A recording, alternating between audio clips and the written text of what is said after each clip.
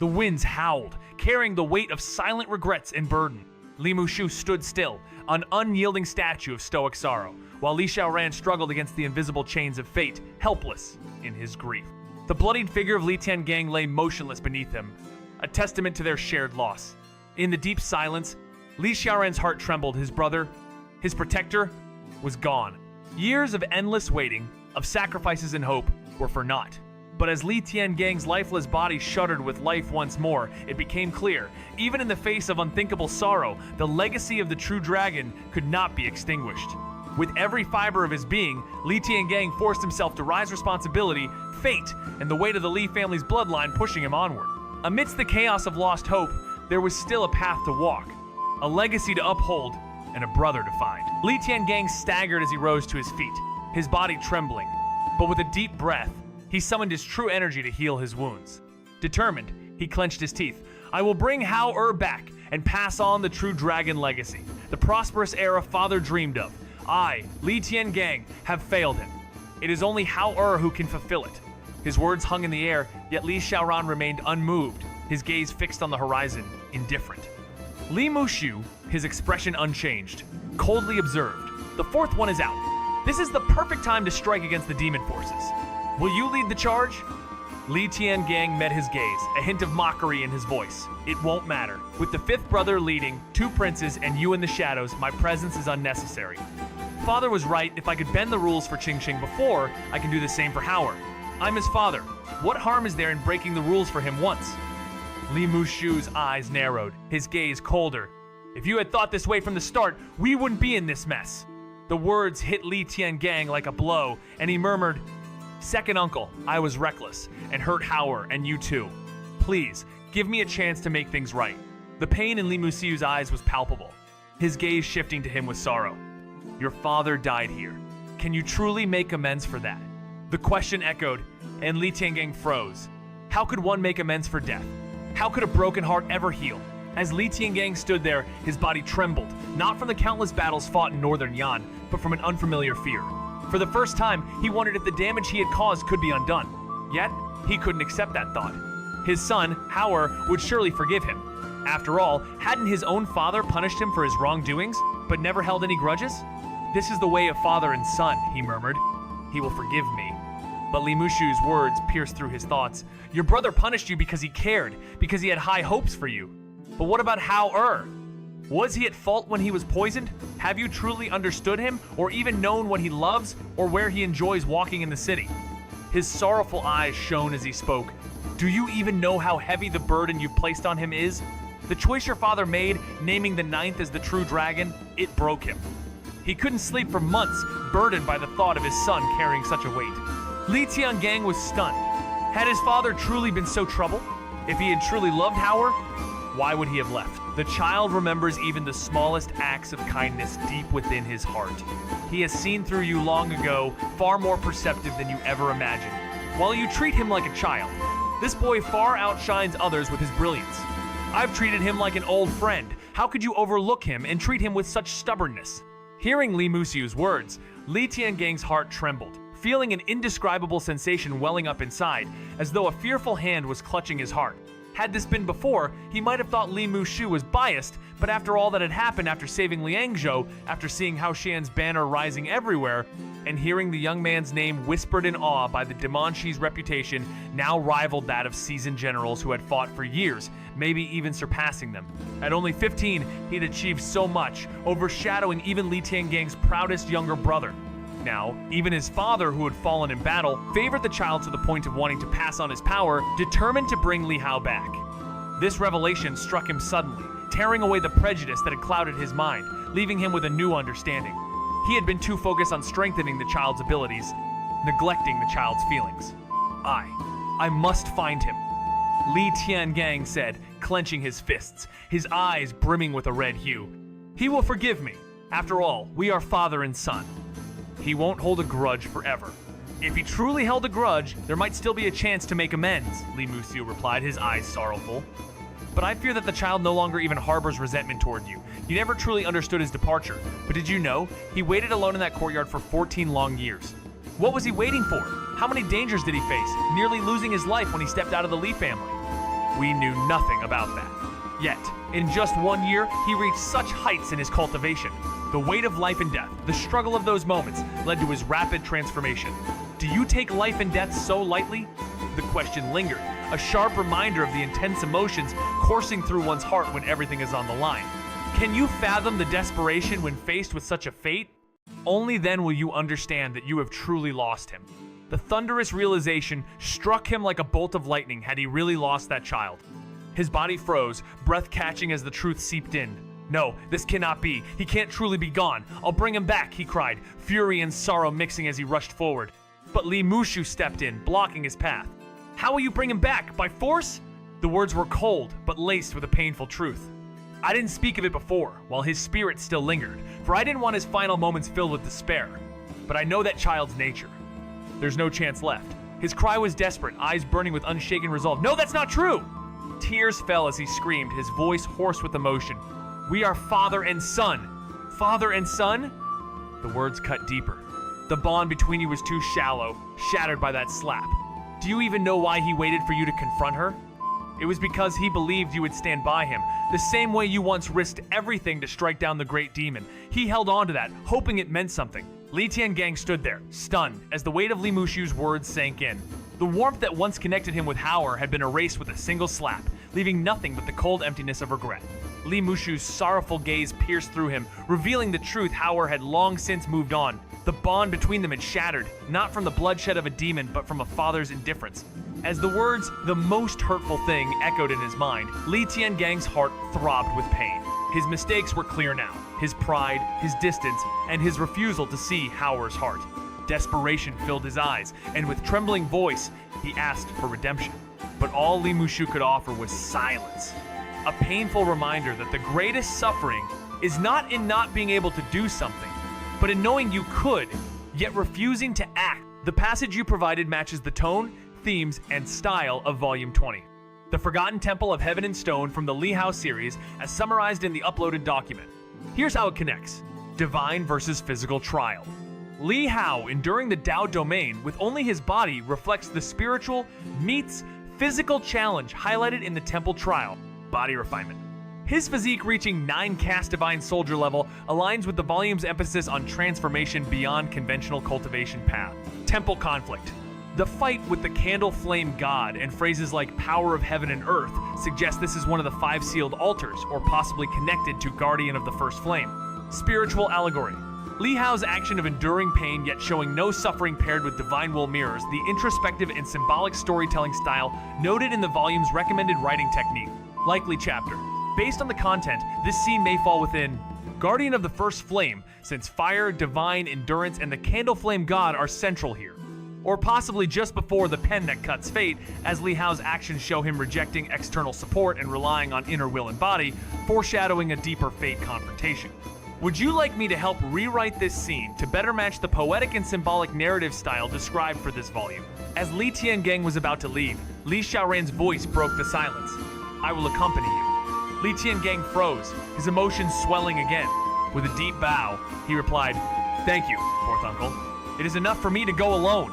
The child is headed to the Ji family. The ancient holy clan won't be swayed by numbers. As Qingqing's husband, perhaps the Ji family will show leniency because of this faint connection. Li Xiaoran remained silent, standing firm. It was Li Mushu who spoke next. Old Fourth, let him go alone. Li Xiaoran hesitated for a moment before turning to him. He's right. Li Mushu continued. With the Ji family's strength, who goes wouldn't change much if they intend harm. Let's hope they remember Hao is also their nephew, and don't take it too far. Li Xiaoran gazed at the knife in his hand, then lowered his head, lost in thought. Li Tiangang felt a pang of dread. His wife had told him of the Ji family's strict rules, especially against marrying outside their clan. His union with Qingqing had already broken one of their greatest taboos. Now, with the child entering the Ji family, the risks felt even greater. Unable to speak further, he resolved, Uncle, fourth uncle, wait for me to bring back Hauer. Without another word, he rushed out, his figure, a streak of golden light racing toward the great wilderness, heaven beyond the border. It seems like the passage you shared is part of a larger narrative involving Li Hao, a character navigating powerful trials in the Forgotten Temple of Heaven and Stone. This particular scene, with intense battle imagery and hints of divine and demonic forces, builds a sense of the extreme stakes Li Hao faces. Would you like to explore more about this world, discuss the characters and themes, or perhaps brainstorm more ideas for your own writing? Let me know what you're interested in. Through a dense fog, towering trees loomed, their branches twisting like ancient sentinels guarding the land. It is said that within the great wilderness heaven, miasma blankets the sky, massive beasts prowl, demons run wild, and the shadows of ancient fierce creatures stir. A voice echoed deep and mysterious. As Li Hao ventured forward, his sharp eyes swept the surroundings. The records were accurate though. Colossal beasts and demons had yet to show themselves. The damp, poisonous miasma was palpable in the air. Fortunately, his indestructible treasure body shielded him from harm. But he knew others from the three immortal realms would suffer greatly, their bodies weakened by the toxic atmosphere. Those with lesser cultivation levels wouldn't survive long at all. My mother lived here? Li Hao murmured, his mind racing.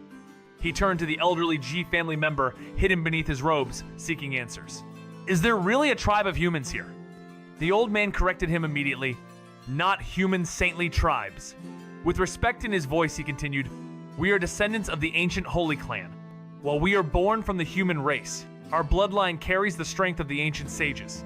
With the blessing of our sacred land, we are immune to the miasma. This land could rightly be called the domain of the gods. Li Hao felt a sense of relief wash over him. It seemed his mother had lived in a place more wondrous than he imagined. As they walked, Li Hao conversed with the elder, learning his name was Ji Yun Ge. The old man spoke little of his family's past, but his respect for Li Hao was undeniable. Through a dense fog, towering trees loomed, their branches twisting like ancient sentinels guarding the land. It is said that within the great wilderness heaven, miasma blankets the sky, massive beasts prowl, demons run wild, and the shadows of ancient fierce creatures stir. A voice echoed deep and mysterious. As Li Hao ventured forward, his sharp eyes swept the surroundings. The records were accurate though. Colossal beasts and demons had yet to show themselves. The damp, poisonous miasma was palpable in the air. Fortunately, his indestructible treasure body shielded him from harm. But he knew others from the three immortal realms would suffer greatly, their bodies weakened by the toxic atmosphere. Those with lesser cultivation levels wouldn't survive long at all. My mother lived here? Li Hao murmured, his mind racing. He turned to the elderly Ji family member hidden beneath his robes, seeking answers. Is there really a tribe of humans here? The old man corrected him immediately. Not human saintly tribes. With respect in his voice, he continued, we are descendants of the ancient Holy Clan. While we are born from the human race, our bloodline carries the strength of the ancient sages. With the blessing of our sacred land, we are immune to the miasma. This land could rightly be called the domain of the gods. Li Hao felt a sense of relief wash over him. It seemed his mother had lived in a place more wondrous than he imagined. As they walked, Li Hao conversed with the elder, learning his name was Ji Yun Ge. The old man spoke little of his family's past, but his respect for Li Hao was undeniable. In the blink of an eye, the battle was over. The female demon's life was ripped apart by Li Hao's unfathomable speed. His movement was like a flash of light, and with a precise punch, he crushed her skull, sending a spray of blood across the nearby trees. Her divine soul, though still lingering, screamed in terror as it fled. But Li Hao was already ahead of it, cutting through her soul with a blade of pure energy, erasing her from existence. In that fleeting moment, the Demon King fell to the ground, her fate sealed by his unrelenting will. Hidden within Li Hao's power, Ji Yun Ge couldn't help but smile, impressed by the sheer mastery Li Hao displayed. What had once seemed like a gift of fate had now blossomed into undeniable strength, proving that Li Hao was no mere puppet of prophecy but a force unto himself. But as the battle ended, Li Hao could feel a sting on his hand, a reminder of the venom that had touched his skin, corroding it like acid. Yet, even this, he overcame with a calm breath, absorbing the life essence of the fallen demon to heal and regenerate. His flesh reborn, his path forward more certain. The great wilderness heaven had just begun to reveal its trials. After emerging from the Mo River, Li Hao's true strength remained as formidable as before the battle in Liangzhou. His physical form comparable to a divine weapon forged 7 times over. Yet, his advancement continued, a testament to the potency of the female Demon King's venom. Even though his body could withstand attacks from a Demon King of the Peerless Technique realm like Lu Yuan, this demoness from the Dao Heart realm managed to draw his blood. To injure me while only at the Dao Heart realm, this must be the power of a Demon King in the great wilderness heaven, Li Hao muttered, feeling the depth of her strength. Ji Yunge, hearing these words, chuckled. An immortal of the 3 immortal realms praising an injury? That was truly defying the heavens. In the ancient Holy Clan, however, such feats were expected. While outsiders would be stunned, in the Great Wilderness Heaven, they were simply considered impressive. Ji Yun-ge understood Li Hao's true capabilities, recognizing the prodigy even within the ancient Holy Clan. After defeating the demoness, Li Hao wasted no time and pressed forward. His myriad attributes allowed him to conceal his aura, but the sound of his movement still attracted some demons. He easily dealt with 2 more from the 3 immortal realms, defeating them with a single strike. Without any weapons, his body alone had become a divine weapon, his fists and feet capable of destroying anything in their path. As he journeyed on, he digested the memories and martial arts techniques he had absorbed from the Mo River. These techniques were integrated into his cultivation panel, where they evolved into new forms, such as the soul sacrifice, true demon skill, enhancing his ability to refine his physical body even faster. Ji Yun-ge guided him carefully, avoiding dangerous, forbidden areas in the Great Wilderness Heaven. Li Hao stood still in the Wild Heaven ancient forest, surrounded by its ancient, silent trees.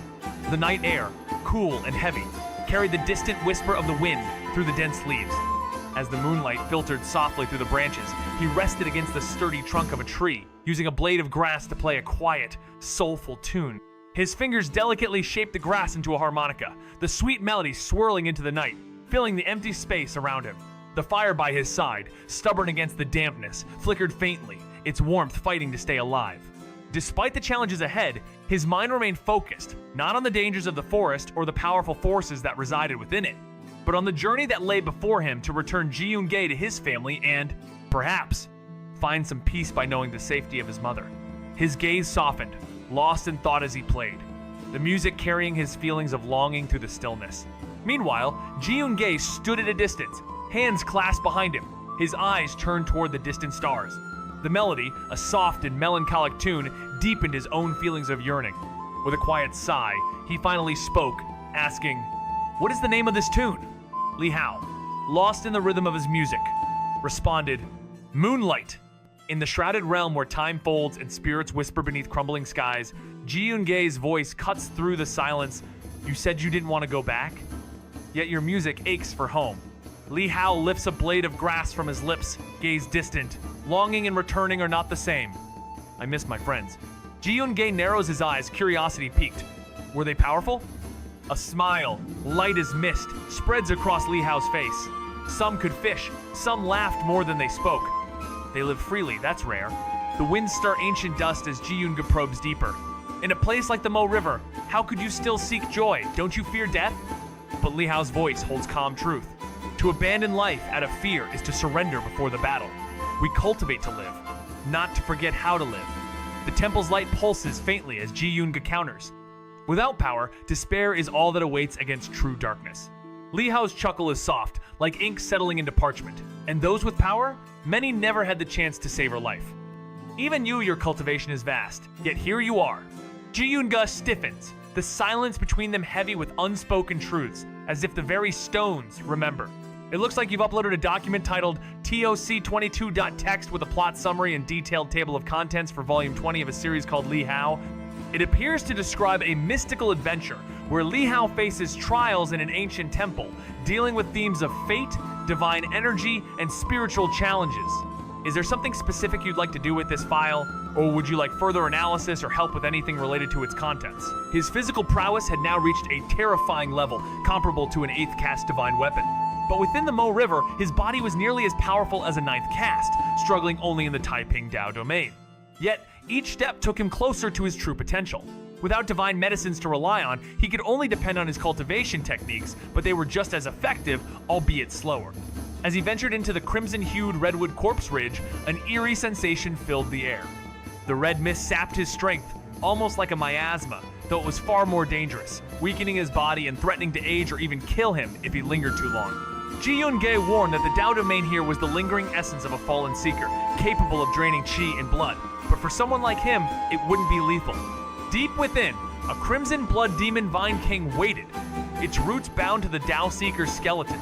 Every 60 years, it produced a Dao Rhyme blood fruit, potent enough to push physical limits to the divine power stage. If he could find it, his body would ascend to new heights. Li Hao was momentarily caught off guard, unsure whether the Dao Rhyme blood fruit was truly useful to him. However, with the opportunity before him, he figured it wouldn't hurt to investigate. Even if he couldn't use it, perhaps it could be of value to Xianxia. As he mulled over his thoughts, a sudden rush of air signaled an approach. A man in a hurry, followed by 3 fast-moving figures, broke through the silence. The fleeing man, upon spotting Li Hao, panicked and hurriedly offered, "I'll give you the treasure, just don't block me." But before Li Hao could respond, the man lunged at him, attempting a sudden strike to his face. In a swift move, Li Hao caught his wrist, crushing it with a single twist. The short man howled in pain, eyes wide with fear. Li Hao, now in control, calmly questioned, "What exactly do you think you're doing?" The tension was palpable, but the situation was far from resolved. Even though Li Hao had braced himself, it was almost unnatural how effortlessly he repelled the sudden close-range strike was that truly strength from this realm. The attacker, stunned and panicked, gasped, "Are you from the Four Stands realm?" Unable to decipher the depth of Li Hao's presence. Considering his youthful appearance, even stepping into the 3 immortal realms would have been a marvel. Trembling, the short figure begged for mercy, thrusting a belt forward in desperation. "The Dao Rhyme bloodfruit is inside, spare me!" The name jolted. Li Hao Jiyunge had just spoken of this rare item, and now it appeared before him like fate manifesting. But something was off. Why offer such a treasure now, in flight, to a stranger? Sensing hidden motives, Li Hao's eyes hardened. Instead of reaching out, he clenched his fist and hurled a divine punch toward the man's head. A golden talisman ignited in the man's palm, releasing a sacred light that shimmered like a final shield, a Saint Heart talisman.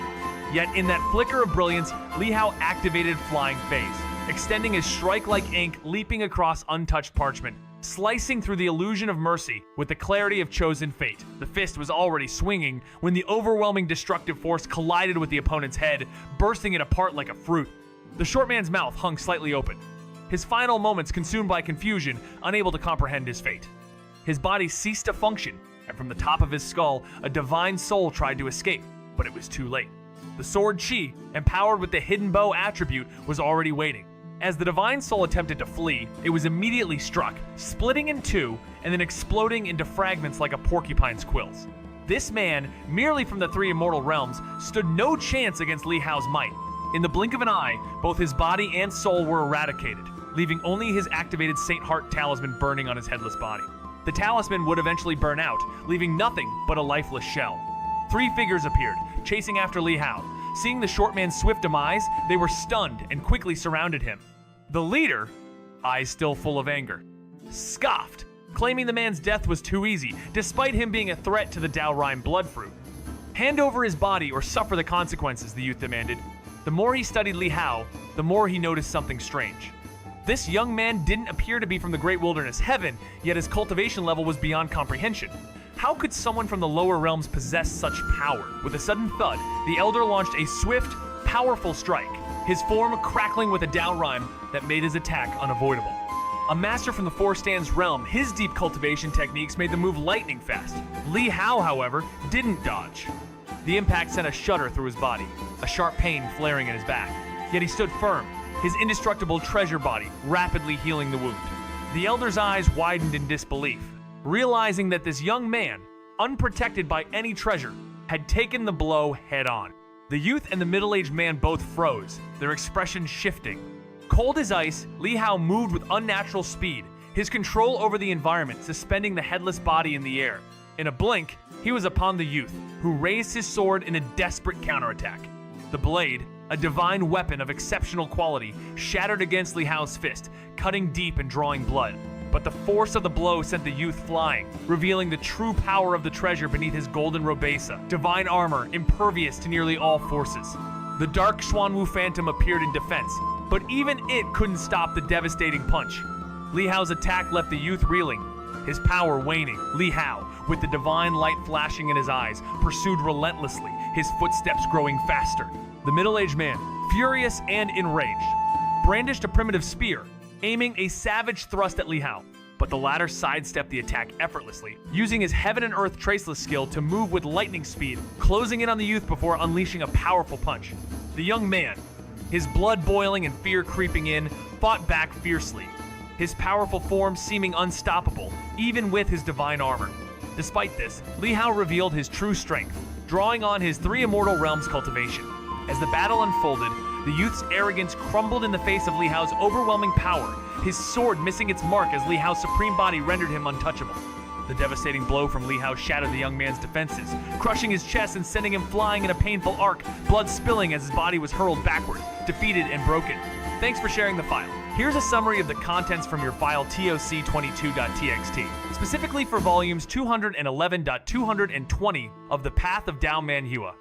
Volume 20 title, The Forgotten Temple of Heaven and Stone. Plot summary. Li Hao, having escaped the Soul Domain Labyrinth and forged his soul weapon, is drawn into an ancient realm known as the Forgotten Temple of Heaven and Stone. This mystical place predates the Great Sex and is infused with divine, natural, and demonic energies. Key elements. Stone of Judgment. Awakens for fated individuals who may shift the world's balance. 5 sealed altars. Each trial tests Li Hao's purity, origin of power, and moral alignment. Prophecies and reality start to blend, especially with echoes of Dragon City's fall. Table of Contents, chapters 211-220. Whispers Beneath the Sky Pillar. The 5 Sealed Altars. Guardian of the First Flame. The Second Trial. Stone Wind Valley. Mirror of the Unnamed Past. Tide of the Fallen Prayers.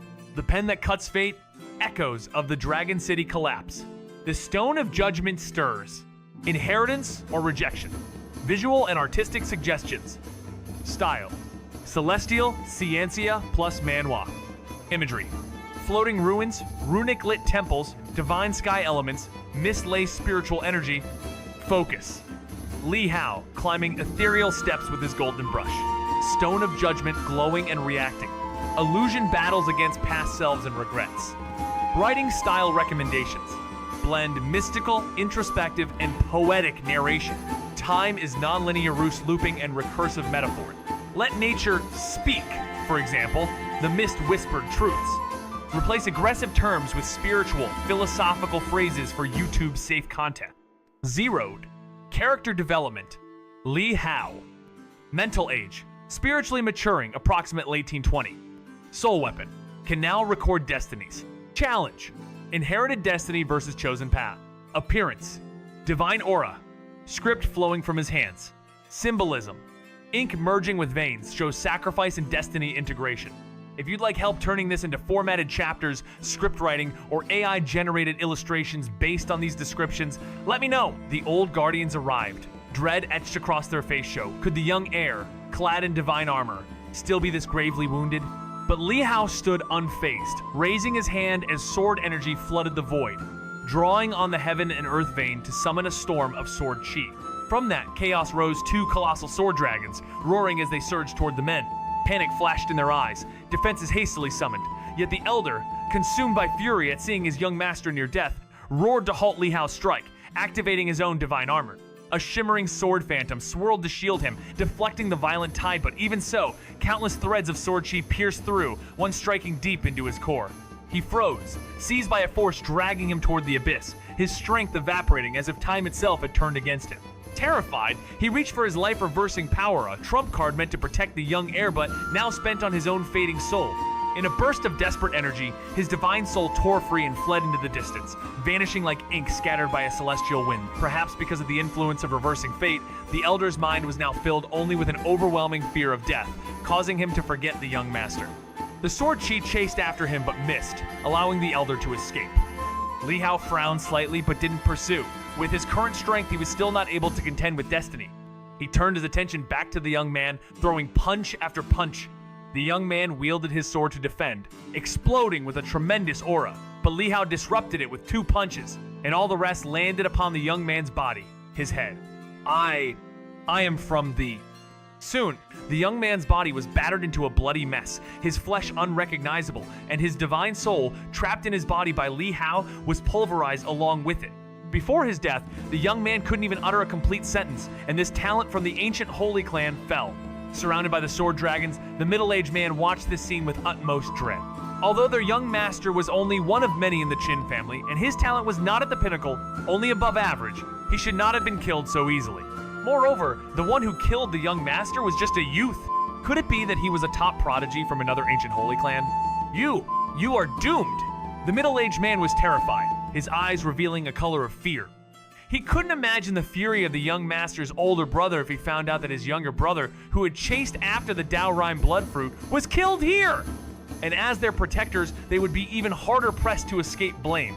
Li Hao, hearing the middle-aged man's words, picked up the sword that had fallen on the ground. The sword shone with a silvery sheen. its construction exquisite, containing a dim silver light. After listening to the middle-aged man, he turned his head and glanced at him, then casually tossed the divine sword. With a flash, the sword's blade cut through the air, piercing the sea of swords and heading straight for the middle-aged man's head. Alarmed, he quickly drew a Sacred Heart talisman and burned it, enveloping himself in a dark, protective shield. But the next moment, a resonant bell rang, and the shadow shattered, torn apart by the silver light, striking directly at his terrified gaze. In Li Hao's hands, the divine sword was unstoppable, its power far surpassing any previous display. With a single, decisive strike, the middle-aged man was cleaved in two, his soul severed and erased in an instant. "You're ruthless, kid." Ji Yun-gei's voice echoed, hidden within Li Hao's presence, her smile evident as she watched the young Qin descendant fall. A shame the one from the Defying Fate realm escaped. Li Hao furrowed his brows, sensing the potential danger of drawing in the higher powers. They likely won't retreat. After all, sending someone from the Defying Fate realm means there's more to this, Ji Yun mused. As her words settled, a plume of black smoke rose from the distant mountains, signaling the arrival of reinforcements from the Qin family. "They're coming for revenge," she said calmly, the battle far from over. The file you've uploaded contains a detailed plot summary and table of contents for Volume 20 of Li Hao, titled The Forgotten Temple of Heaven and Stone. It seems to involve a deeply mystical and philosophical journey, focusing on Li Hao's trials and personal growth as he confronts divine challenges and the remnants of ancient, forgotten powers. The narrative blends spiritual themes with high-stakes action in a mystical realm. Would you like help with anything specific regarding the contents, or do you have any questions or requests based on this? Not far from him, several other figures occasionally cast glances his way, their eyes filled with seriousness. It was said that he had already reached the limit of the Power Passage realm, grasping a state of divine power, and to everyone's surprise, he had come here as well. While everyone waited, suddenly, a trail of black smoke soared into the sky from afar. The two elders beside Qin Tianxin saw it and were startled, their expressions immediately turning grim. That direction was precisely where their second young master had gone earlier. A flicker of recognition crossed Qin Tianxin's face as he noticed it too. Usually impassive, his eyes now widened and a tremendous aura burst forth from his body, shooting up towards the heavens. "Big young master!" From a distance, a divine soul raced over swiftly. It was the elder who had previously attempted to kill Li Hao.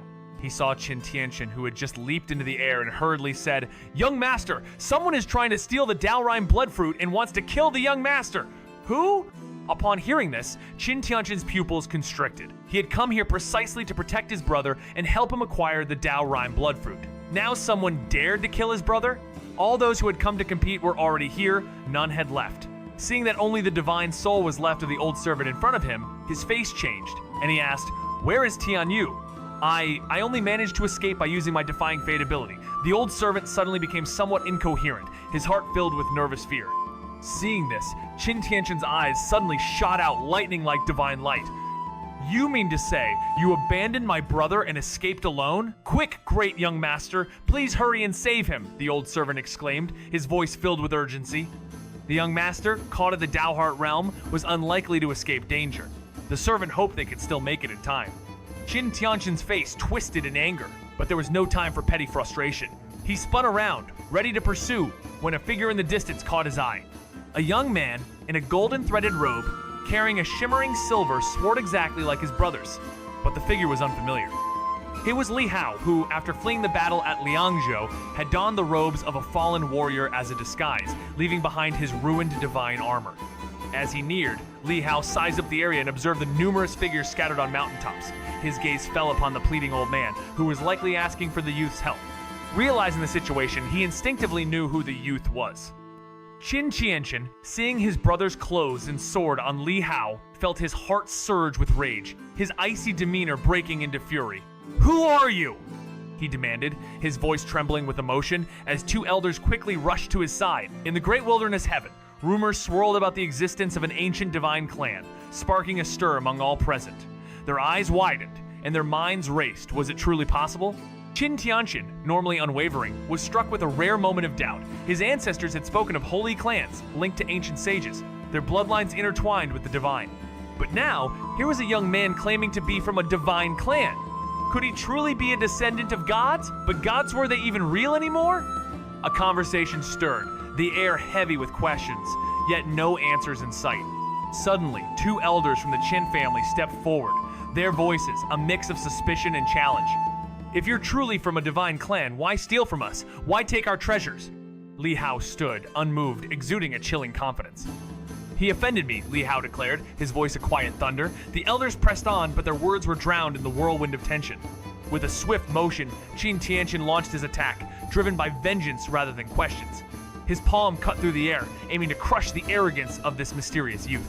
But Li Hao's eyes flashed. He slashed his sword, the fierce clash of energy reverberating, and the battle began. In the vast expanse of the great wilderness heaven, the revelation of an ancient divine clan left everyone in awe, expanding their perception of the world.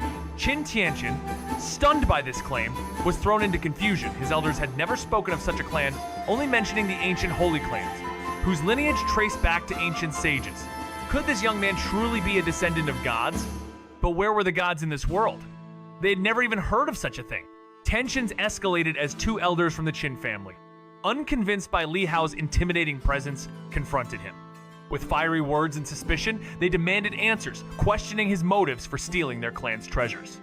Li Hao, standing tall with a feigned arrogance, retorted that he spared no mercy on those who wronged him. The battle ignited as Qin Tianqian, consumed by vengeance for his fallen brother, attacked without hesitation. His fierce assault was met with Li Hao's swift counter, as both warriors clashed in a moment of intense power and fury. Sword chi erupted, spilling over Qin Tianqian's palm like a silver dragon.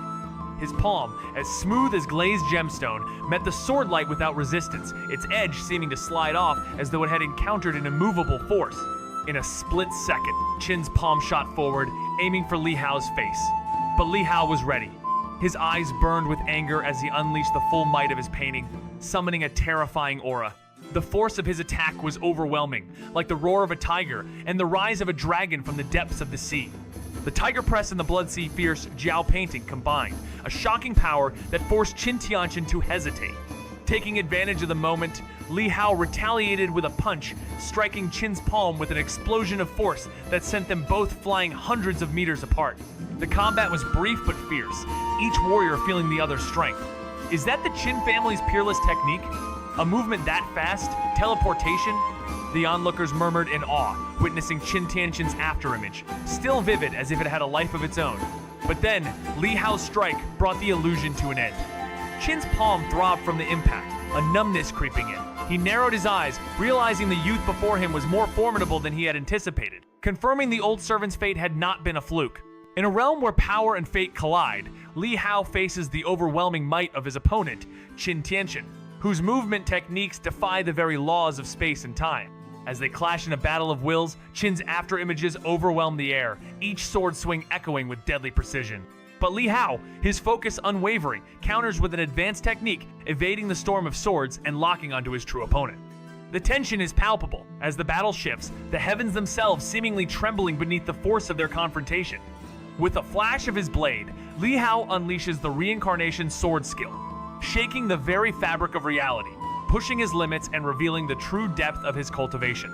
The battle becomes a test not only of strength but of the soul itself as the two forces collide in a moment of fate-altering intensity. The sword combined two intense sword intents, exploding with the force of condensed auroras, arriving before Qin Tianqian in an instant.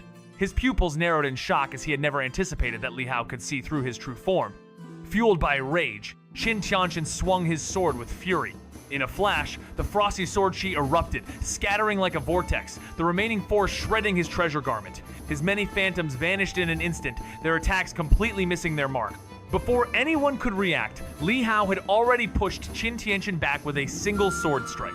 Gasps of disbelief filled the air, as spectators struggled to comprehend what they had just witnessed. Who was this youth who had bested Qin Tianqian with such ease? His movement techniques seemed to embody a long-lost, peerless art from an ancient sage, showing exceptional talent and mastery over the three immortal realms. The murmurs of amazement grew louder, with some even speculating that this young man could be a prodigious being from a divine race. It was clear that this prodigy, who could effortlessly defeat those beyond his realm, had turned the tide against a formidable opponent, leaving the crowd stunned and in awe of his cultivation. Even those with extraordinary prowess, who once viewed Qin Tianqian with great caution, now looked upon the scene with shock, unable to fathom the events unfolding before them. With a violent clash of sword chi, Qin Tianqian felt a shock reverberate through his arm. The force his opponent wielded was no less than his own. If anything, it seemed even greater. This young warrior was far stronger than the Demon King beast he had slain. "Young master, Two elders rushed to assist, but Qin Tianqian's roar stopped them cold. His eyes blazed with divine light, and an immense aura erupted from his being, transforming his appearance in an instant. His hair gleamed gold, his power surged, and his body radiated a golden divine glow. "He's in divine power state," the onlookers gasped, recognizing the manifestation of the extreme realm. In the great wilderness heaven, only prodigies like Qin Tianqian could achieve such a state, a feat even the royal family of the Daiyu divine dynasty could not reach. His transformation into the divine power state granted him tenfold strength, his golden hair billowing as his eyes burned with a fierce, deadly intent. The one who had pushed him to this point was the very beastly demon king he had once slain. Die. No longer holding back, Qin Tianqian's sword blazed with a radiant light as he unleashed a devastating strike. The Dao's tune echoed as the sword surged with unimaginable force, resembling a frosty true dragon, roaring as it soared toward its target. But Li Hao, too, showed no hesitation. In a flash, he entered the divine power state.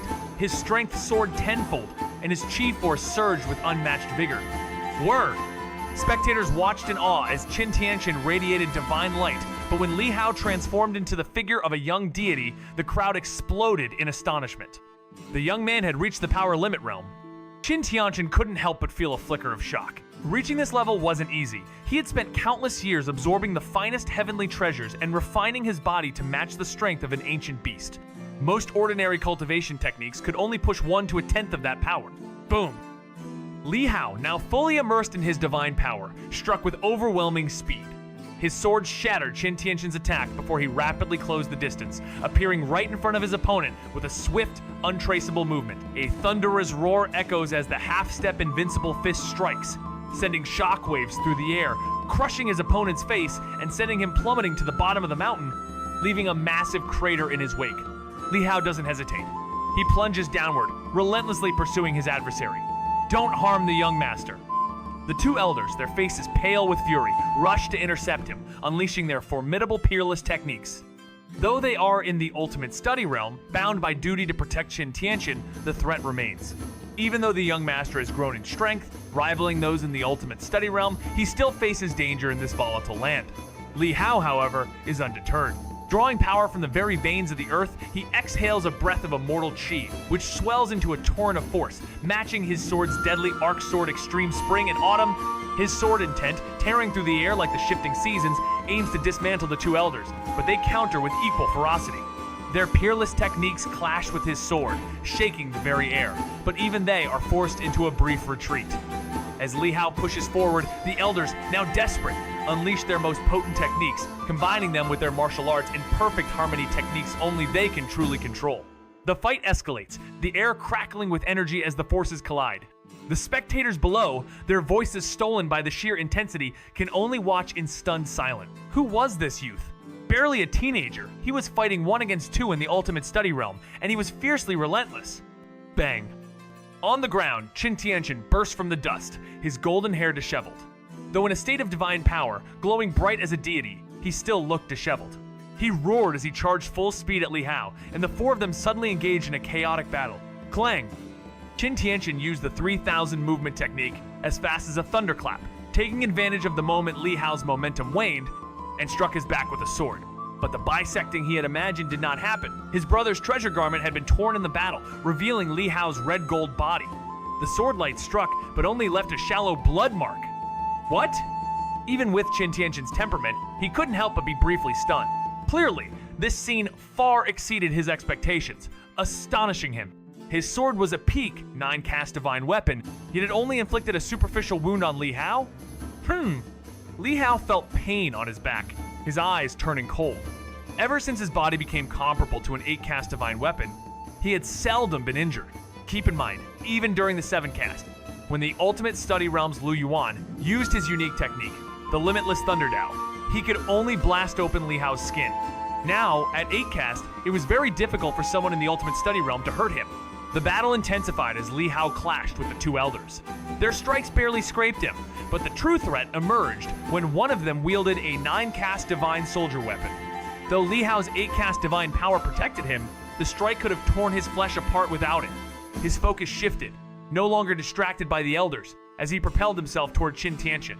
Harnessing the power of heaven and earth, even a mere fraction amplified his aura, preparing propelling him to Qin Tianxin in the blink of an eye. Qin Tianxin, shocked at Li Hao's hidden strength, quickly activated his Saint Heart talismans to boost his defense and speed, narrowly evading the initial blow. But Li Hao, relentless, tapped into his full power, accelerating his movement technique even further. Their swords met with a violent clash, and the divine sword cried out under the force, its soul trembling as if on the brink of disintegration. Qin Tianxin attempted to retreat with his 3000 movement technique, but Li Hao's punch followed, reaching farther than expected due to his flying phase attribute. In the blink of an eye, the punch landed, shattering Qin Tianxin's head.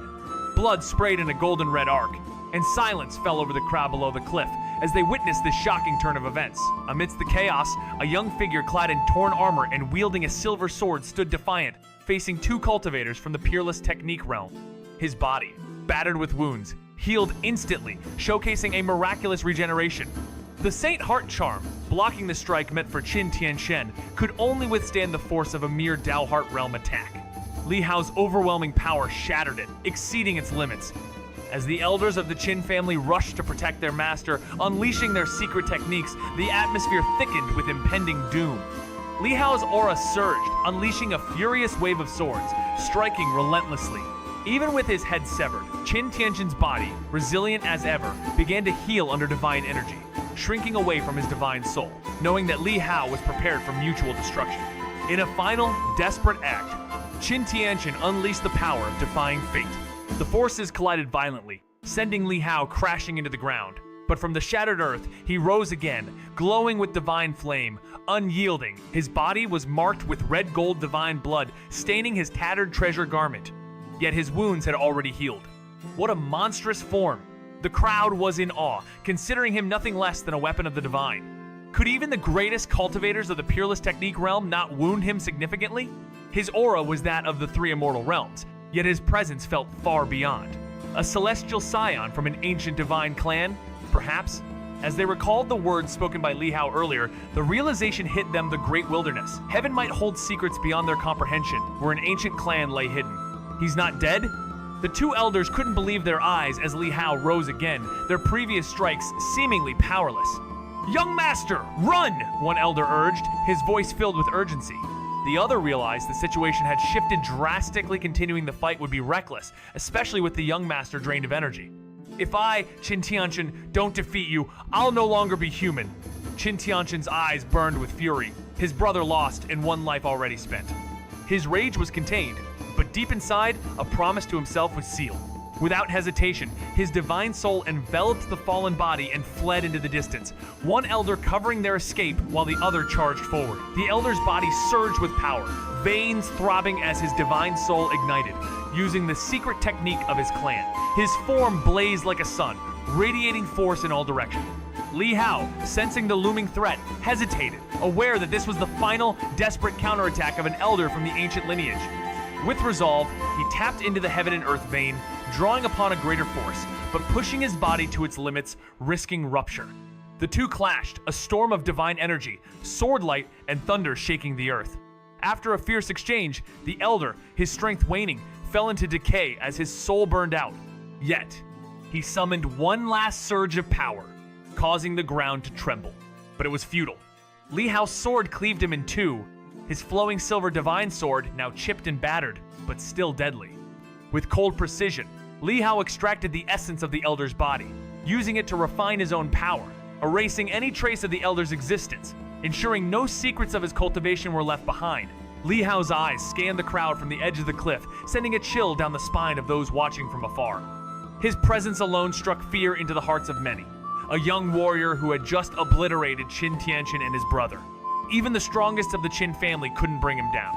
With every moment, his power only grew stronger, a beastly force that seemed unstoppable. His aura pulsed with an intimidating sense of invincibility, and as he stepped forward, the onlookers trembled. Some, unable to bear the weight of his power, turned to flee, eager to spread word of the rise of a divine heir from the great wilderness. Ji Yun-Gei's voice echoed in his mind, urging him toward the Crimson Bloodvine Demon King's weakened form. As he stood before the cliff, his gaze locked on the lifeless vine, and despite the growing tension, no one dared to act. The youth's identity as a divine being from the great wilderness made even the boldest hesitate. Unheard of. If a mere youth from that divine clan is already this formidable, what could the terrifying power of the elders behind him be like? As the crowd remained still, Li Hao wasted no time and extended his power into the cave with mastery. Inside, a massive, blood-red vine lay motionless beside the crimson blood vine Demon King's thick vine. Sensing his presence, the vine stirred, twisting like a venomous serpent, and a voice echoed in Li Hao's mind, "Young man, please spare my blood form. Consume my main body instead. Its power is just as potent. I only wish to escape." Li Hao raised an eyebrow, wondering if this was the voice of the Crimson Bloodvine Demon King. "Why shouldn't I consume both?" he retorted. In desperation, the Demon King threatened, "If you do, I may not defeat you, but I will destroy my main body and tear apart my blood form before you can reach it, leaving you with nothing." Li Hao's gaze sharpened, knowing that securing the blood form wouldn't be easy. In a battle between tribes, the Demon King might have tried to escape amidst the chaos. But here, in front of Li Hao, there was no hope of such an outcome. After considering his options, Li Hao calmly stated, "I'll try your main body first, then, don't resist. Swear on your Tao heart to spare my blood form, and I will not resist."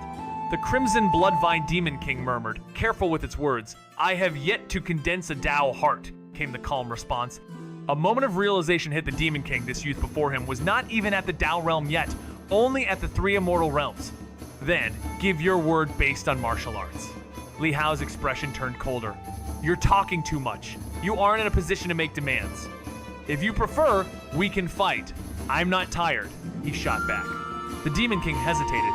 It knew it had no chance against the youth after witnessing his earlier battle. "You have my word." Reluctantly, the Demon King agreed. Without another word, Li Hao summoned his power, pulling the main body of the Demon King toward him. He immediately used the soul sacrifice true demon skill to refine the body.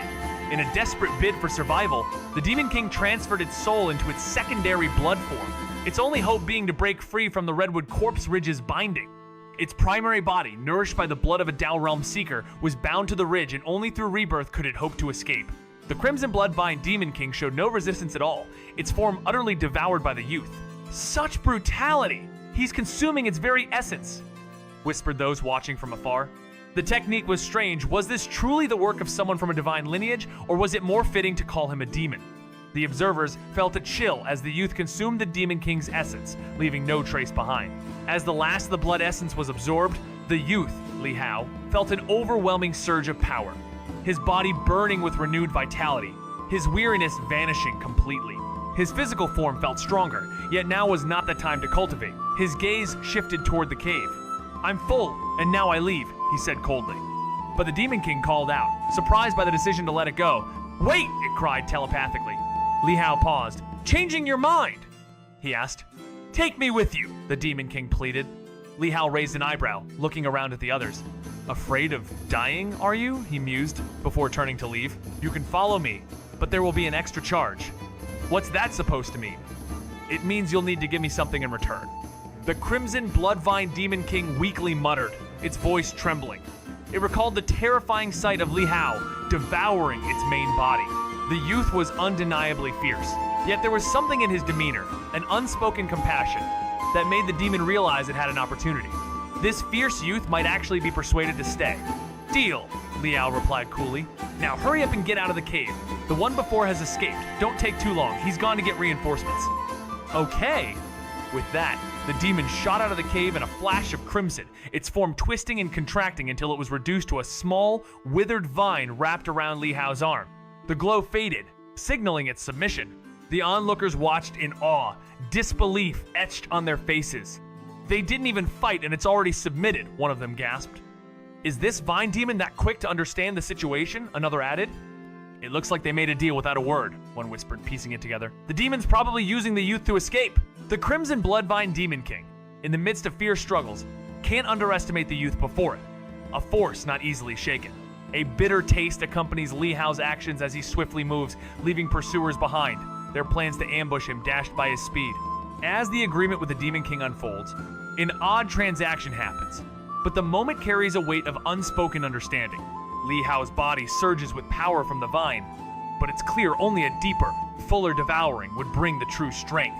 Moving through battle-scarred lands, Li Hao easily dismantles foes and refines his body, his power becoming akin to a divine weapon. The path ahead grows clearer as the trials of strength and resolve stretch on, challenging his will and pushing him closer to the heart of power itself. In the depths of the Tao domain of the Grand Tao of Peace Realm, even Li Hao found himself struggling to keep up. A mysterious figure, the Crimson Bloodvine Demon King, reached out with a tendril, gently touching his arm, and asked timidly, "Benefactor, may I continue to follow you?" Li Hao was taken aback. How had it grown so attached to him in such a short time? The Demon King seemed afraid, not of him, but of the dangers lurking outside. With a reluctant but understanding tone, Li Hao agreed to protect it, though with one condition: "I'll be collecting interest every day."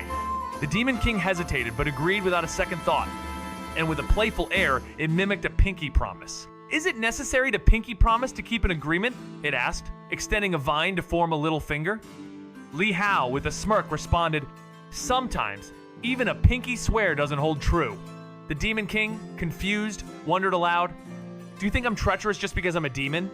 In that moment, Li Hao's journey seemed less about his own power, but about the bonds, whether pure or cursed, that were forming around him. Deep within the ancient Redwood Corpse Ridge, something was awakening, something that had witnessed centuries of battles and strange events. It had always remained hidden, observing the conflicts between powerful clans seeking the Dao Rhyme blood fruit. Yet, in its heart, a yearning to explore the outside world began to grow. This had been its prison, never knowing life beyond its borders. The mention of the G family bloodline by a mysterious youth stirred its curiosity. Could it be that the G family was linked to the legendary ancient divine clan? This revelation filled it with excitement and intrigue. The realization that even powerful figures like the Li family could trace their lineage to ancient divine powers sent a ripple of wonder through its core.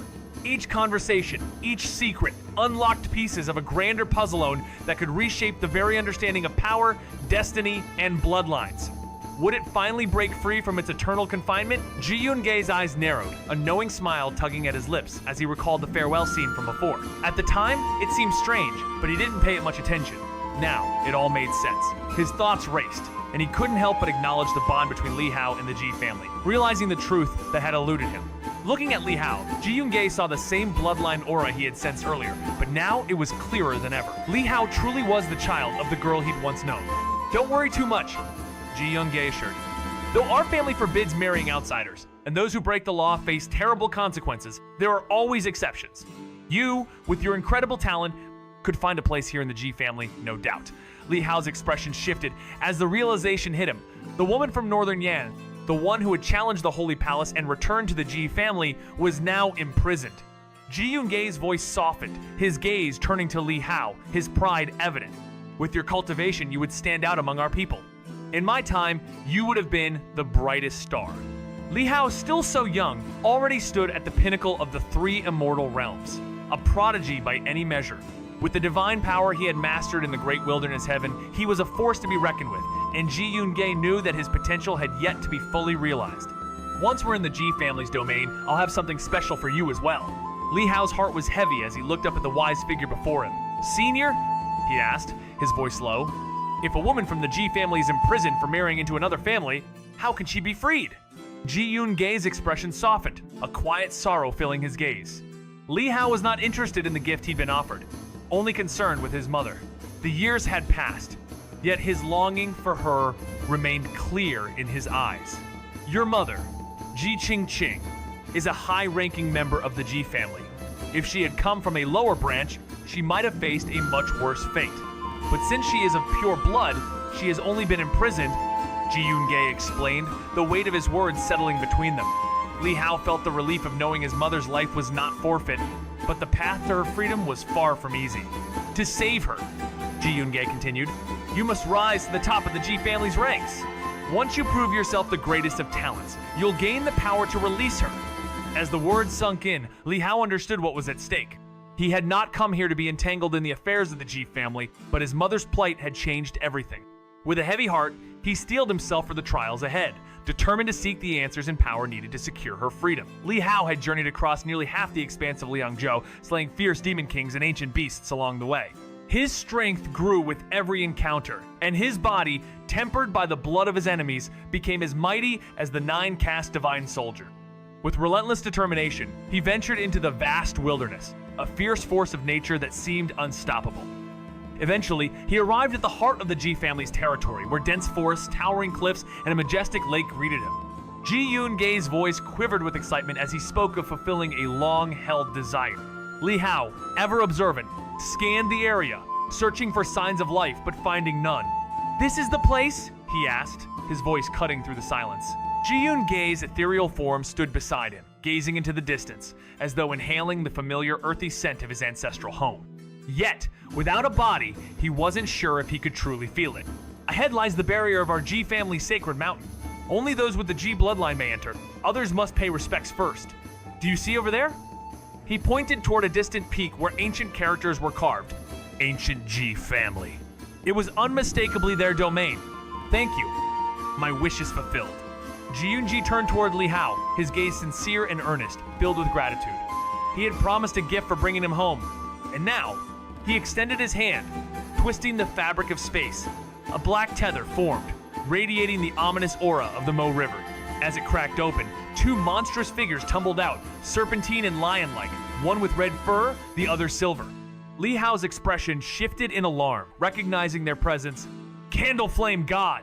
The Candlefire God couple, whoa, formidable demons are not dead! However, they lie unconscious, their original forms sealed in a faint. Their once immense power now reduced, their auras weakened and their sizes shrunken. These demons share the bloodline of the Great Yin Luminous, born as twins from a singular essence. When one reaches the half-step Taiping Dao realm and merges with the other, they become a true Taiping Dao realm entity, vastly stronger than what Li Hao has encountered in the Mo River. Ji Yun-gae warns Li Hao that with his current abilities, it will take years of cultivation before he can face such a being. Even if their full strength is not accessible, the lingering regrets of their past life limit their power. Yet, the potential of these demons is immense. Xianxia united and cultivated separately again, they could achieve the profound hearing of the Tao. Despite the danger they pose, Ji Yun-gae offers the Candlefire God couple as a gift, a rare and valuable prize. Li Hao, both grateful and cautious, reflects on the immense power and potential they still hold, pondering their future as potential allies or perhaps something even more. Li Hao stood still, absorbing Ji Yun-gae's words. With a knowing smile, Ji Yun-gae reassured him, "Don't worry, I've used the remnants of Mo River's power to erase their memories and replace them with yours. When they awaken, they will see only you and recognize you as their master." He continued, "However, demons have their own spirits. While they may serve you, they may also rebel. You must nurture and tame them carefully." The weight of the responsibility hit Li Hao as he realized he was to become the master of the Candlefire God couple. Taming a demon king was no easy feat, as evidenced by the ancient history of the Tan Palace and the Xia family's famed ability to tame such beings. If he succeeded, the couple, as powerful demon kings, would become mighty allies, their combined strength rivaling even the Buddha himself. Ji Yun-gae's voice snapped him back to reality. "I've shown you how to use the Qiankun Jade Belt. Keep them there for now. Their physical forms are weakened, but once you gain recognition from the Ji family and become one of the chosen, you can send them to our sacred land for healing." Li Hao understood that the journey ahead was full of peril and trials, but the potential of the Candlefire God couple could tip the scales in his favor if he succeeded in taming them. The small world inside the Qiankun Jade Belt was vast, resembling the space created by those in the Defying Fate realm. It was a perfect haven for the Candlefire God couple, whose bodies had suffered great harm. Finally home, Ji Yun-gae sighed, his worries fading as he took in the scenery. As his obsessions lifted, Li Hao felt a warmth in his palm, and the golden Mo River paper fluttered before him. Ancient characters appeared, marking his achievement, 100,000 merit points, unlocking the Merit Treasure Vault. His ranking surged to the top, surpassing Wang Zhendong, who had barely reached 9,500 merit points. The golden paper displayed a new message. The Merit Treasure Vault was now open, and Li Hao could enter to exchange his merit points for priceless treasures. With a thought, he found himself within a golden palace, surrounded by treasures imbued with the essence of the Great Tao. His gaze was drawn upward, where the names of these treasures left him in awe, each more astounding than the last. Li Hao's eyes widened in disbelief. Before him, an extraordinary collection of merit treasures lay on display. The Sword Heart, a state of mind, was available for exchange. The Defying Fate power, a rare ability of only the mightiest beings, could be acquired with just 10,000 merit points, and even the Divine States, including Power Limit Realm and Divine Power, were within reach. Unbelievable! These legendary items, once nearly impossible to obtain, now sat in Mo River's Merit Treasure Vault as if they were mere commodities. Word spread across the Dayu Divine Dynasty like wildfire when Li Hao unlocked the vault, sending waves of shock throughout the land. The golden light from a special announcement revealed that the first person to gather 100,000 merit points had just unlocked these treasures, but what really astonished people was the hierarchical system. Depending on one's merit points, they could view treasures far beyond their reach. The Sword Heart and Grandmaster's Heart were now within sight for those who had only accumulated a modest amount of merit. But with higher points, even rarer treasures emerged, sparking desire and curiosity in every corner of the realm. The line between dreams and reality was thinning, and destiny seemed to have a new path to follow. The realm of mind and weapon intertwines, where merely catching a glimpse of these mystical hearts leaves onlookers in awe. From Sword Heart to Knife Heart and Spear Heart, these state of minds embody the pinnacle of martial mastery. Once a privilege only for those with exceptional aptitude, these secrets were tightly guarded. Now, they can be directly exchanged, shocking many. The Grandmaster's Heart, once an unattainable level for most, remains the ultimate goal for countless cultivators. Despite vast resources, many remain stuck in their path, unable to break through the Celestial Master Realm. However, the Merit Treasure Vault offers new hope, with the chance to trade for Grandmaster's Hearts. This revelation sparks an uproar in the Dayu Divine Dynasty, where noble scions and martial families clamor to understand this unexpected opportunity. A treasure trove, some exclaim, their hopes rising, while others wonder if stacking Grandmaster's Hearts might transform one into a true Super Grandmaster. Meanwhile, the Emperor of the Holy City sits steadfast in his court, unaware of the storm brewing outside. At this moment, the court was abuzz with discussions about the merits for governance in Liangzhou. A civil official was presenting his report when, suddenly, there was a wave of exclamations. The official's heart skipped a beat, fearing he'd misspoken or chosen the wrong side. But when he looked up, he saw golden lights shimmering on both sides of the court. The Mo River had been a significant part of the Dayu Divine Dynasty for over 2,000 years, and its influence had been growing, especially in the last 8 centuries. What began as a manageable issue in the frontiers had expanded and intensified. The Wang family, responsible for guarding the Mo River, had used this task as a symbol of loyalty. Many ministers, eager to show their allegiance, went to the Mo River to obtain their gold papers, which could be presented to prove their loyalty and benevolence. However, the latest twist had stunned everyone. The Merit Treasure Vault was now open, and someone had surpassed the coveted 10,000 merits mark. But who could it be? Wang Zhendong was close, yet no one expected a new name to rise to the top. The name was Chong Er, and it was unfamiliar to everyone in the court. Shock and confusion spread like wildfire as everyone exchanged bewildered glances, trying to understand who this mysterious figure was. In the midst of a tense silence, the officials surnamed Wang were left dumbfounded. The Mo River, a name that struck fear into even the bravest, had been surpassed by someone whose name didn't even bear their family's. This was a shocking first. The merit list, once a symbol of status, now held more than just rankings. The Mo River, with its dangers and elusive promises, was an insurmountable challenge, even for the Sword Saints and Blade Saints, who would rather face demonic beasts than venture near its perilous waters. In contrast, slaying demons brought fame and official titles, with rewards vastly different from what the Mo River could offer. Emperor Yu, seated upon his dragon throne, couldn't believe his eyes either. The appearance of a merit treasure vault was unprecedented, and its significance weighed heavily on him. Within its depths, a breathtaking palace of merit treasures revealed itself, each offering unimaginable power, such as the Sword Heart and the power of defying fate, both rare and coveted abilities. As the Emperor pondered, he realized how profoundly this vault would reshape the future, raising the Dayu Divine Dynasty to new heights in the centuries to come. Yet, the cost was steeped in 1,000 points of merit could unlock a chance to defy fate, but accumulating such points required unimaginable feats. As he reflected on the potential for talent born of such challenges, he couldn't help but think of Li Hao, whose fate was intertwined with this grand turn of events, uncertain of what path lay ahead for him. As Zhendong nears 10,000 merit points, a new world of treasures worth 100,000 merit points becomes tantalizingly close. The moment he reaches this milestone, he will glimpse these treasures, eagerly awaited by all. Emperor Yu, with thousands of merit points himself, can only see treasures worth around 10,000. But as more people accumulate merit, the lower tier treasures will soon be gathered and listed by the Tianji Tower, leaving the high value ones in suspense. Zhendong's breakthrough promises an unprecedented discovery, a moment that could change the course of the empire. Meanwhile, the Mo River, once neglected, is now at the center of attention with the possibility of drawing martial artists from all corners, eager for the rewards. This sudden influx could shift the power balance, possibly restoring the Wang family to its former glory. But with it comes the inevitable turbulence of military reorganization. Emperor Yu envisions a prosperous future for the Dayu Divine Dynasty, with countless talents rising and the Mo rivers cleared. The court buzzes with discussion, as the Merit Treasure Vault holds the key to unlocking both riches and challenges. Amidst the turmoil, opportunities for both gain and loss are sure to emerge. Congratulations to your majesty, the national fortune of our empire is about to rise once more. At that moment, the clever civil servants were the first to offer their congratulations. Soon, realizing the significance, the others joined in, their voices loud and full of praise. Emperor Yu regained his composure, a smile on his lips as he asked, "My ministers, does anyone know the identity of this mysterious Bug 2? The court officials exchanged puzzled glances. One official, from the Wang family, stepped forward, his lineage being a lesser branch that had emerged centuries ago. With respect, he replied, "Your Majesty, this name seems unusual, perhaps a code name. I noticed their merit is precisely 100,001, which suggests they may have cleared a Ming Domain level Mo River in a single go."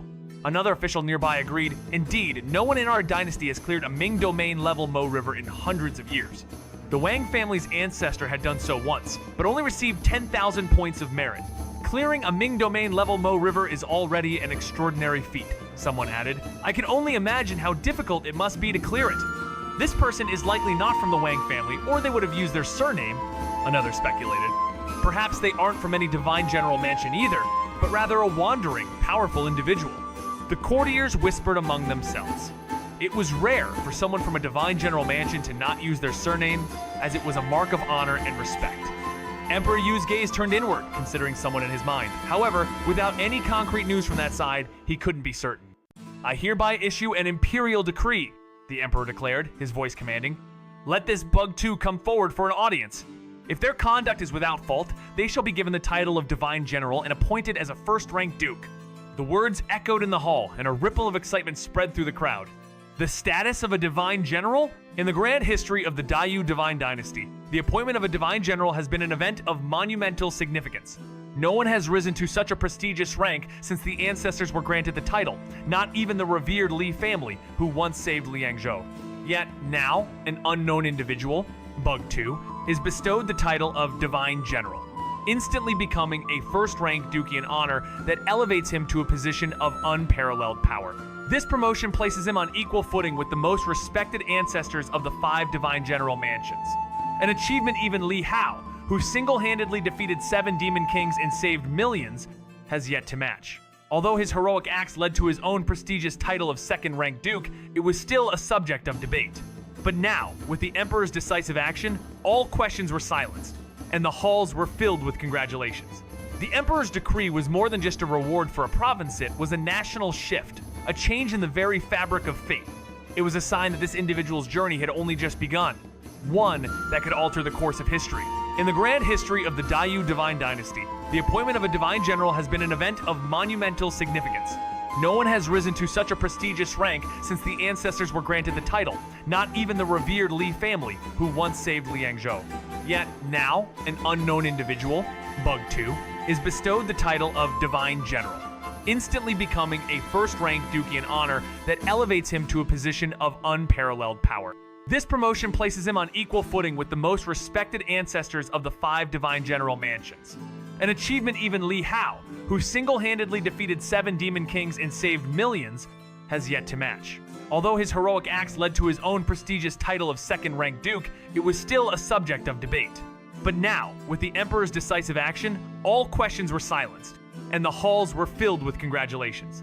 The Emperor's decree was more than just a reward for a province, it was a national shift, a change in the very fabric of fate. It was a sign that this individual's journey had only just begun, one that could alter the course of history. The Merit Treasure Vault's sudden appearance and the imperial edict sent from the capital shook the world to its core. The name Chong-Er spread like wildfire, and people everywhere from restaurants to military homes were consumed by speculations. This mysterious figure was at the heart of many conversations, with rumors swirling about their possible identity, from sword saints to knife saints. After centuries of stability, the Dayu Divine Dynasty had not seen a new Divine General, but now, whispers of a 6th Divine General Mansion began to circulate. In the Wang family, the moment the Merit Treasure Vault opened, their residence lit up with golden light, and the entire family was thrown into a state of chaos. Among them, a lady practicing swordsmanship paused, stunned by the message in her hand. The more she delved into the vault's significance, the clearer it became the fate of the Dayu Divine Dynasty was about to change, and so was the Wang family's future. She glanced at the merit rankings, her eyes locking onto a familiar name. A year ago, Chong was a grandmaster who had single-handedly destroyed a Ming Domain level Mo River. Now, could he have cleared a Mo River at the Ghost Town level? Such a feat would instantly grant him 100,000 merit points. The more she thought about it, the more she realized he wasn't just a grandmaster he had to be at the Four Stands realm. Maybe even the Grand Tao of Peace realm. Could it be Buddha Master? She mused, but quickly dismissed the thought. No, it had to be someone else. As her mind raced, she knew the opening of the Merit Treasure Vault meant her Wang family would no longer need to make sacrifices. With their strategic control over Mo River locations and intelligence, they would soon become a coveted place for many to visit. This Chong is a true benefactor to our family, she thought with a spark of excitement in her eyes. Days later, in the main hall of the Black and White Hall of Tan Palace, the Imperial Edict had spread across the land, and by the time it reached Qingzhou, Song Yufeng stood stunned. He had heard of the Merit Treasure Vault, and the Mo River challenges it brought, but the accumulation of merit points was no easy task. To exchange 100 points for a Sword Heart required destroying a Ming Domain level Mo River. What could Chong have achieved now? In the mystical realms of martial arts, the challenge of battling Mo Rivers at the Ming Domain level is no simple feat. Even those of the Grandmaster realm would find it nearly impossible to destroy these formidable forces, unless by pure chance they encounter weaker versions. To defeat the lowest tier of remnant Nian Mo Rivers, 100 must be obliterated, an almost impossible task in itself. After all, the chances of even finding 100 of these Mo Rivers are slim, making the pursuit of 100 merit points far from easy. Those Grandmasters capable of facing Ming Domain level Mo Rivers, or the revered immortals, have long integrated profound martial arts into their very being, where internalization, the embodiment of love and focus, becomes the key to unlocking their divine potential. Without this focus, reaching the Grandmaster level and breaking through the gates of heaven would remain an unattainable dream. For those daring enough to venture into Mo Rivers at the Ghost Town level, the stakes are even higher, with only 1,000 merit points to be gained from destruction, and the journey itself fraught with peril. 10 attempts are required to exchange for a life against fate, a risky venture that could claim the very lives of those involved. Yet, even this comes with its own set of challenges. Finding and destroying lower-level Mo Rivers may seem like an option, but it too faces limitations. Soon, one might expect the imperial capital or influential families to introduce systems that could regulate access to these Mo Rivers, with queues and restrictions becoming the new norm, as their destruction causes them to vanish for years, if not decades. The Mo River, once a troublesome force, has now transformed into a revered source of merit. The lower Mo Rivers hold greater rewards, yet clearing them is a daunting challenge, seemingly unaffected by cultivation levels but influenced by other unknown factors. Even a Four Stands Realm warrior may fail to clear a remnant Nyan Mo River without the right method. Consequently, many powerful individuals, in their rush to accumulate merit, opt for the quick but less rewarding method of simply destroying the Mo River, causing it to vanish. However, this approach yields minimal benefits, and as the Mo Rivers disappear, the Merit Treasure Vault risks becoming a hollow, empty mound of treasure. Nonetheless, in the grand scheme, the Mo River issue has been resolved. The Mo River Authority, once powerless, now finds itself a lucrative endeavor driven by new interests. While most of the items in the vault can't be exchanged, they still provide significant benefits, enhancing the overall strength of the Dayu Divine Dynasty. What was once a void filled with soldier lives is now transformed into a vital resource. It's no wonder that His Majesty, in a rare gesture, bestowed the title of Divine General, marking the first time in centuries that such a title was conferred. Song Yufeng, pondering the recognition, thought of Li Hao, whom he and others in the Tan Palace, including his granddaughter, knew to be the real identity behind the newly titled Chong Li Hao had previously cleared the Fengshan Mo River, and upon further investigation, it became clear that this was the same Li Hao. After Li Hao's journey to Liangzhou and Song Chumo's assistance, the battle in Liangzhou solidified his reputation. Now, the streets and alleys of Qingzhou buzz with admiration for the once controversial figure, and even those who criticize him for past actions find their accusations swiftly dismissed. In the midst of ancient ruins, where time holds no sway, Li Hao's legend grows ever brighter. His benevolence, once doubted, now echoes through history as his name is immortalized in martial temples, statues crafted in his image. A man who cleared the deadly Mo River not once, but twice, his mysterious strength defies all understanding. It is said that only those destined to shape the world's fate can awaken the Stone of Judgment within the forgotten Temple of Heaven and Stone. As Li Hao embarks on the trials that await him, his fate intertwines with the very elements of the world, questioning whether the looming apocalypse is a test or the inevitable end. In this place where divine, natural, and demonic forces converge, Li Hao must face spirits, paradoxes, and the shadows of his past, all while the collapse of Dragon City echoes ominously. As the trials unfold, a question lingers. Will he embrace his inheritance, or will he reject the path set before him, carving his own fate in the process? The journey ahead is not just one of strength, but of the soul, as Li Hao rises not only as a warrior, but as a force that will determine the world's future. If those demons knew he was Chang'e, they would probably attack him without hesitation, knowing the heavy price it would cost to take him down. Keeping it a secret is the best way to help him, Song Yufeng stated, his words carrying the weight of a dire truth. The group around him finally understood the dangerous path Li Hao was on. A man destined for glory, his radiance would make him a constant target, an ever-present thorn in the side of the demons. Don't worry, the reward will wait. Let the boy escape danger first. He will hear the Imperial Edict and will naturally claim it, Song Yufeng said with a calm smile. Soon enough, we might all witness his divine general conferral ceremony. You've never seen one, have you? It's an event not to be missed. Have you seen one, Palace Master? Shen Yunqing asked, curiosity in his voice. No, Song Yufeng replied, smiling faintly, but I've heard plenty about it. The group fell silent at that. Meanwhile, in a dark and hidden place outside the Liangzhou territory, a group of demons, their powerful auras overwhelming, gathered together, whispering among themselves about the Imperial Edict and the title of Divine General. The storm of destiny was about to change everything. The atmosphere was thick with demonic energy, even as their auras were suppressed deep, terrifying, and suffocating. Who is this Chang'e? If I catch him, I'll tear him apart. One of them swore, voice dripping with anger. Another voice, calm and measured, offered a different perspective. This might not be such a bad thing.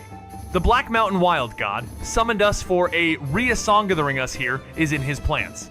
A burly man with a stern look nodded, adding, the opening of the Merit Treasure Vault benefits us too, but we must first conquer Dayu. Only then can we claim the power it offers. He continued, in a decade or so, with the Vault's help, the Dayu Divine Dynasty will grow stronger, and once the Mo River no longer restricts them, the Wang family will have the freedom to act. The Wild God has ordered no more waiting. The others stiffened, their gazes sharpening at his words. After centuries of preparation, the moment was finally near. Damn the loss in Liangzhou, another one cursed.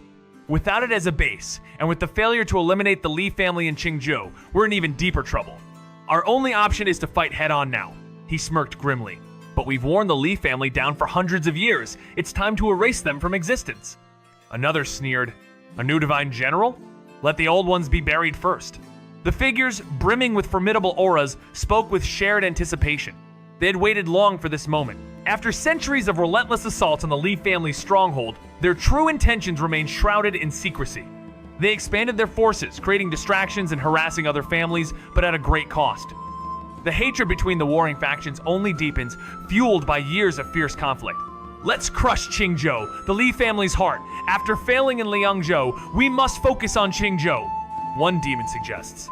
But others are concerned about the return of the Candle Flame God. Do we wait for the Candle Flame God to come back, they ask, knowing the power he could bring. With Dragon City Mo River now surrounded and rumors of Emperor Yu's madness spreading, including the release of his sword-wielding ninth brother, a heavy silence falls over the room. If he backs up the Candle Flame God, it might still be a tough battle, one demon warns. Another proposes a direct attack on Qingzhou, though the tension grows thicker with concerns over the Dayu Divine Dynasty's control over the Mo Rivers. Only by attacking can we have a chance, they argue, strategizing around the looming power of the Black Mountain Wild God, ensuring that their foes stay hidden in fear.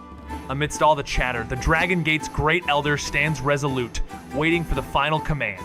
A deep voice cuts through the uncertainty. Dragon King, what do you think? The council awaits his verdict. In the absence of the Candle Flame God, the secret meeting became a matter solely for the two families to decide, excluding the demons of the Great Void Realm. Despite the repeated pleas for assistance to rescue their leader, the absence of the Candle Flame God meant that the rest of the Great Void Realm's Demon Kings were not seen as worthy opponents. After the young man had slain 7 Demon Kings, the Great Void Realm suffered immense losses. Without the Candle Flame God, it would no longer remain a dominant power, eventually being consumed by others. Those who refused to submit would meet their demise. Wait for another month, the Dragon King declared after a tense silence, his voice deep with authority. If nothing changes, we shall attack Qingzhou with full force and annihilate the Li clan. The palace master of the sacred palace nodded in agreement, signaling the end of the debate. Meanwhile, in the great wilderness heaven, a lone figure swiftly dashed through a mist-covered valley, landing on a peak. His palm suddenly warmed, and a flash of golden light appeared. It was none other than Li Tiangang, who had been pursuing them. His armor was damaged, and he looked weary, but the wounds inflicted by Li Xiaoran had healed. Surprised, he watched as a gold paper appeared, displaying a message that left him stunned. What was this Merit Treasure Vault? His curiosity led him to a hidden crevice in the rocks, where he probed with his spiritual thought, seeking answers. As the Merit Treasure Vault opens, Mo River becomes an irresistible target for power-hungry forces. The Wang family sees this as an opportunity to regain their lost influence, and whispers of the Empire's fate grow louder. Meanwhile, Li Tiangang, deep in thought, considers the redivision of territories and the return of military power to the Wang family. But the distant roar of a beast jolts him back to reality. Amidst the chaos, his mission remains clear: find Hao-Er.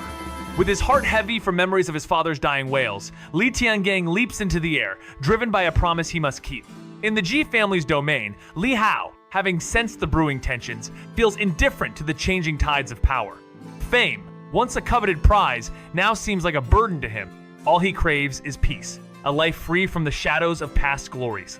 As the echoes of ancient power reverberate, Ji Yunge charges forward, his impatience unmistakable. Li Hao catches up, a question lingering on his lips. Now that Mo River has disappeared, can you return to your family shrine? The thought of a fleeting homecoming makes his heart heavy, remembering his grandfather's brief visits, a reminder of the sharp sting of distance. I can go back. Ji Yunge replies with a hint of melancholy. But like your grandfather, the Mo River's grip on me runs deep. Once it's gone, so too will I fade. Yet, his voice carries a touch of defiance as he adds, but I'm stronger than your grandfather. I'll linger longer enough to see my old friends. With a carefree gesture, he moves ahead. A ripple of energy forms in the air, and without hesitation, Ji Yunge steps through it. Li Hao follows, only to be met by an unexpected warmth from the Crimson Vine Ring, halting his progress. I can't enter, he murmurs. Just then, Ji Yunge's voice cuts through the barrier. Come in now! As the Crimson Vine Ring touches the opening, Li Hao steps through, the sensation of water brushing against his skin. Before him, the sky bursts with divine light, revealing a majestic sacred mountain, surrounded by floating islands and palatial structures, as if transported to a realm of gods. Li Hao stood frozen, captivated by the sight of the sacred mountain floating in midair, accompanied by small peak show. Was this even possible? At the front, Ji Yunge urged him, move quickly! Li Hao, not daring to delay, followed in haste. Before them stretched an endless staircase, winding like the spine of a white dragon, leading miles toward the edge of the Ji family's domain. At the top stood a towering dragon gate, carved from mystical stone, adorned with dozens of intertwining dragon sits, presence awe-inspiring and imposing. A group of young figures stood before the gate, their clothes exotic, each wearing the ancient Ji symbol on their chest. They stared in surprise as Li Hao and Ji Yunge approached, unsure of their identities. Are you Elder Yunge? One of the older guards gasped in recognition, his excitement palpable. It's me! Ji Yunge smiled faintly. In the past, he would have ignored these younger guards, but now, standing before the familiar sights, nostalgia tugged at his heart. Greetings, Elder Yunge! The others greeted with reverence. Turning to Li Hao, Ji Yunge said, Wait here for me. I need to speak with my old brothers. Li Hao nodded, knowing that this moment, this place, was part of a past he was slowly coming to understand. Li Hao stood frozen, stunned by the floating sacred mountain and its small peak show. Was this possible? Ji Yunge, leading the way, called out, Hurry up! Without hesitation, Li Hao followed closely. Ahead of them, the path stretched endlessly an ancient staircase like a white dragon's spine, winding miles toward the edge of the Ji family's lands. At the summit stood a magnificent dragon gate, carved from strange stone, interwoven with countless dragons, their forms frozen in time. The sheer presence of the gate was overwhelming. As Li Hao and Ji Yunge ascended, a group of young guards wearing the Ji family insignia stood before the gate. They froze at the sight of the pair, unsure of their identities. But then, one elder guard, his eyes widening, spoke. Are you Elder Yunge? Recognizing him, Ji Yunge smiled softly, his gaze nostalgic yet distant. Yes, he replied. As the other guards greeted him with respect, Ji Yun-ge turned to Li Hao and said, "You have a unique status. Stay here while I speak with my old brothers." Li Hao nodded solemnly and bowed slightly, his eyes fixed on the figure before him. "Farewell, senior." The moment lingered, and Ji Yun-ge's expression softened, a hint of understanding passing between them. It was more than just a goodbye, it was the final parting of their paths. His gaze became gentle as he spoke with a faint smile. "Child, it's a pity I won't see you rise as the pride of our Ji family, but your return is enough. With you, our family will shine in the great wilderness, striking fear into the hearts of the ancient clans." He reached out, affectionately patting Li Hao's shoulder. Without another word, he turned, his body a streak of green light, as he shot upwards through the gate, his ascent echoing the journey of his spirit. For decades trapped in the Mo River, he had built a sacred mountain within his heart, a mountain that could never be reached, yet it had been shattered the moment Li Hao arrived. With him, Ji Yun-ge was freed and returned to the true sacred mountain. "Heavenly Dynasty, your third brother has returned!" he declared, his voice resounding across the sacred grounds. "Fourth brother, sixth brother, are you still there?" His voice carried with a promise-y. Ji Yun-ge was back. At that moment, figures rushed from the grand palaces atop the sacred mountain, their eyes wide with shock. The return of one of the three great war gods of the Ji family? Impossible. Third brother? Is it really him? The excitement was palpable as the realization sank in. As the ethereal figure of Ji Yun-ge hovered in midair, a mix of excitement and sorrow flooded the faces of his companions. They rushed forward, their eyes wide with disbelief. "Third brother!" they exclaimed, their voices filled with longing and regret. "Why did you only return now? We searched everywhere, but we couldn't find you." Their hearts ached as they gazed upon the faint apparition of Ji Yun-ge. It was a bittersweet reunion, for they had already mourned his loss after his fall in battle, burying his dismembered body. And yet, despite their search, they had never found his spirit. But now, against all odds, he had returned. With a smile, Ji Yun-ge explained, "Caught by the Mo River. Just my bad luck." He knew his brothers would understand the real reason, though there were other possibilities such as being consumed by another ancient holy clan. But he was not so weak. As his voice resonated, more of the Ji family gathered, their faces lighting up with joy and disbelief. Some were unable to contain their emotions, tears streaming down their faces. Among them, one figure stood out, a woman, rushing toward him, his wife. Though their hair had grayed over the years, in his heart, she was still Xiao Mu, the one who had stood by his side through countless battles. As she called out to him, his heart swelled with warmth, the years of separation melting away in this one fleeting moment. Ji Yun-ge's return brings an unexpected flood of emotions. As he appears on the horizon, his figure is rushed with excitement, his disheveled appearance reflecting the journey he's endured. He dashes toward Ji Yun-ge, tears marking his face as he exclaims, "Third brother, you finally returned!" The onlookers, stunned by the sight of Ji Yun-ge's emotional reunion, witnessed the war god who was thought lost forever, showing vulnerability. The atmosphere is charged with energy as word spreads like wildfire across the floating islands, sparking a frenzy among the Ji family's elite. Everyone gathers at Sacred Mountain, eager to greet the long-lost warrior. In front of the Ji family ancestral hall, a bustling crowd forms, some seeking answers to long-held questions about the past. Ji Yun-ge, surrounded by his family, engages in heartfelt conversations with his brothers and wife, recounting the years apart. The children, though silent, listen with keen attention, curiosity sparkling in their eyes. With every word, the old questions resurface, the echoes of the past, whispering of where Ji Yun-ge had been and how he returned. And amidst the reunion, the answers slowly begin to unravel, offering both closure and new beginnings. A figure, disheveled yet filled with excitement, rushed forward, tears streaming down the old man's face as he shouted, "Third brother, you finally returned!" His joy was shared by the onlookers who had never seen Ji Yun-ge, the once unshakable war god of the Ji family. So vulnerable. Memories of past glories mixed with the overwhelming emotion of the reunion. News spread quickly across the floating islands surrounding Sacred Mountain. Ji Yun-ge had returned, and the Ji family was in a state of eager anticipation. The halls were crowded with visitors, all drawn to the war god's return. As Ji Yun-ge walked through, reconnecting with family, a mix of questions filled the air. Where had he been? How had he returned? What had happened over the years? His stories, filled with both trials and reasons for his return, left everyone in awe, wondering what new paths lay ahead. When they discovered that Ji Yun-ge had truly been captured by the Ming River, a mixture of shock and relief swept over the group. At first, after Ji Yun-ge had fallen in battle, they scoured every corner for his soul but found no trace, assuming it had been swept into the treacherous waters of the Ming River. A Yudu-level Meng River, someone actually cleared it, the crowd whispered in awe. Who is that young man? Which prodigy clan does he come from? They gasped as the realization struck. He's from the Ji family? Qing's child? The revelation stunned everyone, especially since the ancient Holy Clan had no interest in the Yudu-level Meng River, understanding that even the Grand Tao of Peace Realm could barely destroy it, let alone clear it entirely. Why would anyone risk such a powerful force, knowing that hunting demons in the Meng River only brought no reward souls vanished once slain, and the river would only open again to release them? It seemed far more worthwhile to hunt great demon kings, whose corpses yielded treasures that enriched the family for generations. Yet, there was another reason the Meng River was avoided the treasure vault sealed during the Holy War, preventing any use of accumulated merits.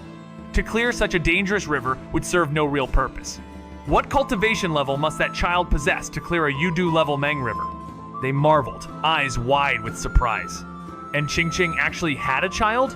We only knew she had married into another race in secret. Who would have thought she had a son? Ji Tianchao and the others exchanged looks filled with complex emotions. Ji Qing, once a renowned warrior in her family, had fallen victim to a savage beast attack, her spirit returning to the ancestral hall rather than drifting into oblivion. Her disappearance was later revealed beyond the great wilderness, heaven, and when she was brought back, it was discovered that she had secretly married someone from another race. The Ji family, out of respect for her father, decided to keep the news quiet among their members, but couldn't prevent its spread among the higher-ups, leading to her imprisonment for 1,000 years as punishment. This sentence, though harsh, was seen as lenient in the family. However, the real twist came when her child, a prodigy named Li Hao, arrived at their door. At 15 years old, Li Hao had already reached the 3 immortal realms, capable of slaying demon kings, his strength rivaling that of even the ultimate study realm.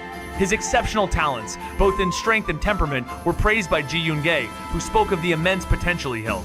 The family was taken aback, with some skeptical of the young boy's feats. But Ji Yunge's sincerity left them with no choice but to believe.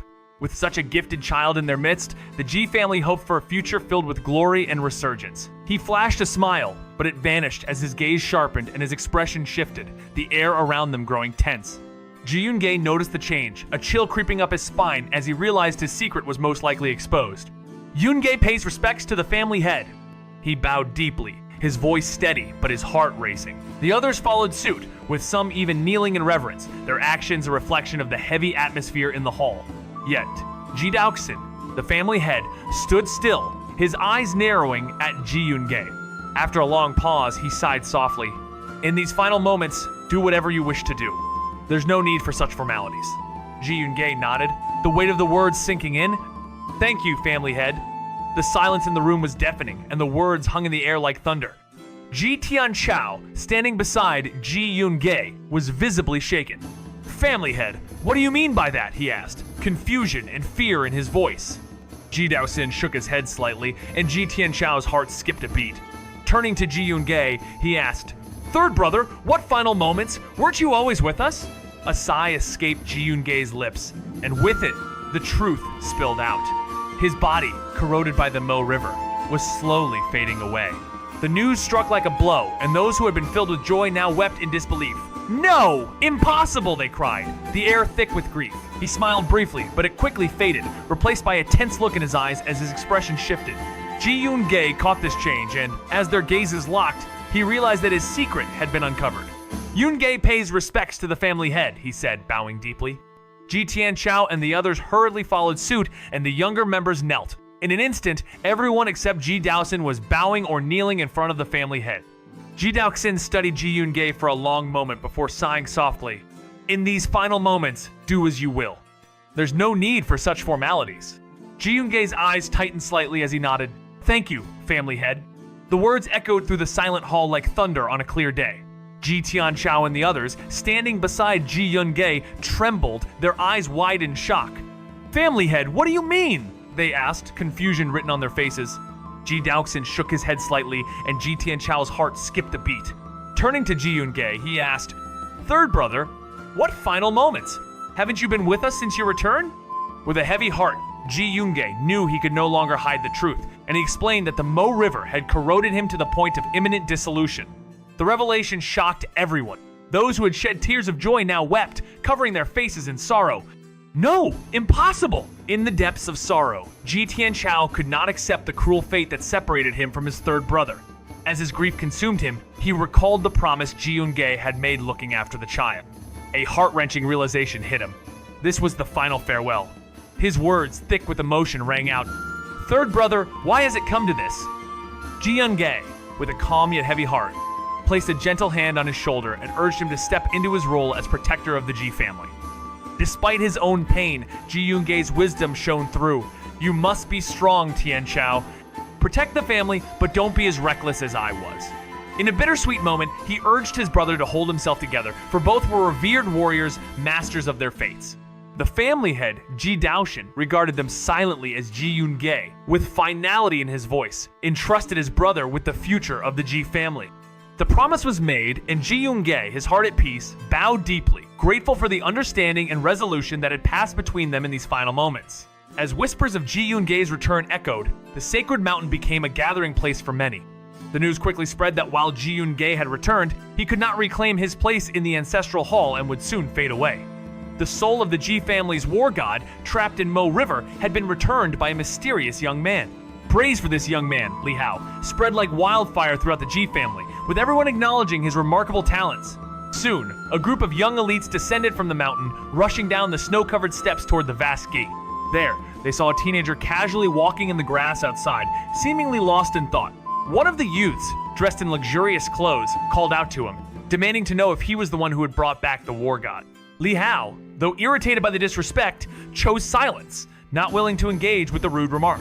Just as tensions rose, a middle-aged man appeared from behind the group, quickly approaching Li Hao with a warm smile.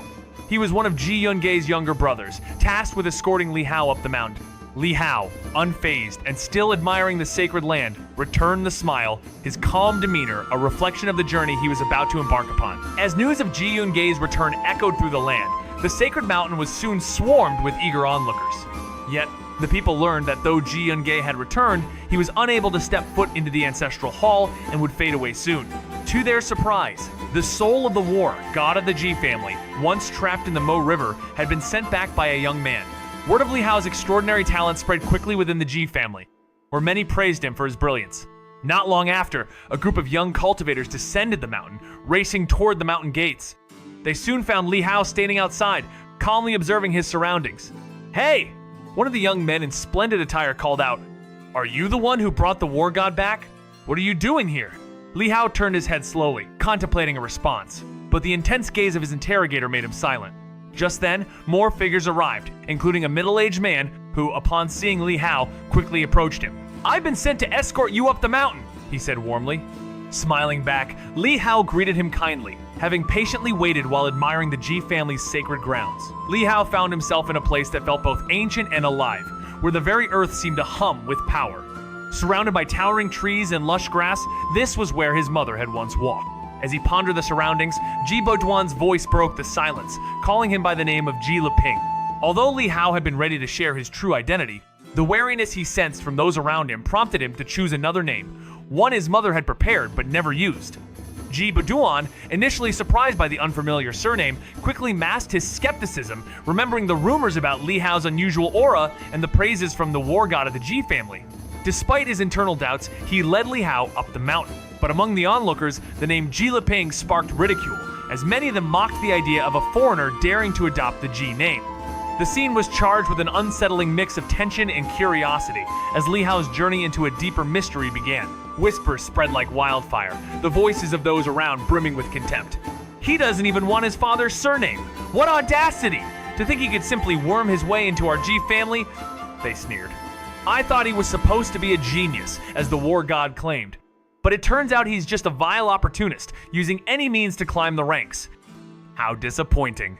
Some even muttered that he had charmed the war god with sweet word show, else could he have survived the Mo River? Such thoughts made their skin crawl. The younger members, those with pure bloodlines, were especially disdainful of this outsider, mingling with the Ji family through a foreign marriage. The very thought of someone from a humble place claiming superiority over them was maddening. Among them, some were relatives of Ji Yunge, and after hearing these whispers, their disappointment was palpable. The mix of blood was trivial. To disparage one's own heritage, however, was unforgivable. Many followed Li Hao with disgust, feeling as though the sacred grounds of the Ji family were being polluted. If not for his role in bringing Ji Yun-gae back, they would have long rid themselves of such a petty person. As Li Hao followed Ji Boduan into the heart of the sacred mountain, the towering buildings of the Ji family's elite sprawled before him. The sacred mountain was a vast place, stretching like a city unto itself, capable of housing millions. The Ji family's descendants, with average abilities, live in the mountain's foothills, honing their skills in fields like artifact refining, medicine crafting, and talisman making. Others tend to the fields and care for demons, each person fulfilling their duties. At this moment, many members of the Ji family, upon hearing the news, gather to witness Li Hao. The Sacred Mountain's peak is restricted, only open to those summoned, but the word of Ji Yun-gae's actions spreads swiftly, reaching the mid-levels. They now know a young man with Ji bloodline has returned, carrying the war god's legacy. Is he the child of that person? His cultivation level is hard to gauge, but it's certainly impressive. What's the use of being impressive? I heard he changed his surname to Ji. His motives for traveling here are clear. Maybe his journey through the Mo River was aided by his family's support. If only we could find where the war god Yun-gae was held. We'd have crossed it long ago. These murmurs filled the air, and though Li Hao would have normally ignored such talk from the younger generation, the presence of many middle-aged individuals mocking him made his eyes cold. Is this how the Ji family treats its guests? He asked. Ji Boduan, who had been silent, smiled wryly upon hearing Li Hao. He understood the murmurs. Li Hao's decision to take his mother's surname was seen as an act of disdain. Although Ji Boduan was aligned with Li Hao, supporting him was not without internal difficulty. Despite understanding the murmurs around him, Li Hao remained quiet as the commander gave a stern command. Disperse, all of you! There's nothing to discuss! Clear the way! With a sharp motion, he signaled the crowd to scatter before turning to Li Hao. Follow me. Leading him into a grand hall, the commander spoke again. Rest here. War God Yun-gae is speaking with the family head about your situation. When it's time for you to join the Ji family, I'll inform you. With that, the commander left, gently closing the doors behind him. Li Hao stood still, his mind heavy with the rumors he'd overheard, knowing explanations would be futile. His only goal was to find his mother and help her, then leave. He knew well the Dayu Divine Dynasty's vulnerability to demon attacks. Though not a member of the Li family, he, as a human, would lend his strength to protect it. Moreover, he had yet to repay the Emperor's kindness. On the sacred mountain, Ji Yun-gae, having just completed his ancestral duties, shared news of Li Hao's brilliance with Old 13th. The elder, stunned and contemplative, could not hide his emotions. His thoughts, a blend of sorrow and curiosity about his grandson's potential. At 15, Qingqing had already stepped into the ultimate study realm and birthed a powerful bloodline that would shape destiny itself. The weight of her past, full of impulsive actions, led her to a near imprisonment for life. Yet thanks to the intervention of the Heavenly Dynasty and her elder brothers, she narrowly avoided that fate. Still, enduring 1,000 years of hardship was no easy feat. Her father, the venerable Old 13th, was torn between wrath and helplessness upon learning of her secret marriage to someone outside their race. Despite his fury, the undeniable truth was that she was his daughter, and even in the face of great disappointment, his only option was to protect her at all costs. As a father, he bore the blame for her missteps, but now, with the birth of a prodigious grandson, a glimmer of solace began to ease his troubled heart. As Ji Yun-gae stepped out of the ancestral shrine, he reflected on the past, surrounded by his brothers and loved ones as they prepared for the final journey. Yet, even in his fragile state, his thoughts lingered on the child, wondering if he had been properly cared for. His brother's concern for him was evident, but Ji Yun-gae pressed on, his heart not yet at peace. In this moment, the burden of fatherhood and duty collided, as his family made plans for the future, seeking solace in the present and the legacy they had built. At just 15, Qingqing managed to fight in the ultimate study realm, and the legacy of her mighty bloodline was beyond expectations. Back then, Qingqing acted thoughtlessly, but fortunately, the Heavenly Dynasty and her elder brother stepped in, pleading for her. They managed to save her from a lifetime of imprisonment. Yet, enduring a millennium of hardship was far from easy. This Old 13th couldn't help but feel conflicted. When he first discovered his daughter had secretly married someone from outside their race, his anger almost shattered his noble spirit. But, in the end, she was still his daughter. No matter the helplessness and fury he felt, the deed was already done. As a father, even if his children made grave mistakes, he had no choice but to risk his life to protect them, blaming himself for not educating her better. The guilt weighed heavily on him. But now, his daughter had given him an exceptional grandson, which offered some comfort to his troubled heart.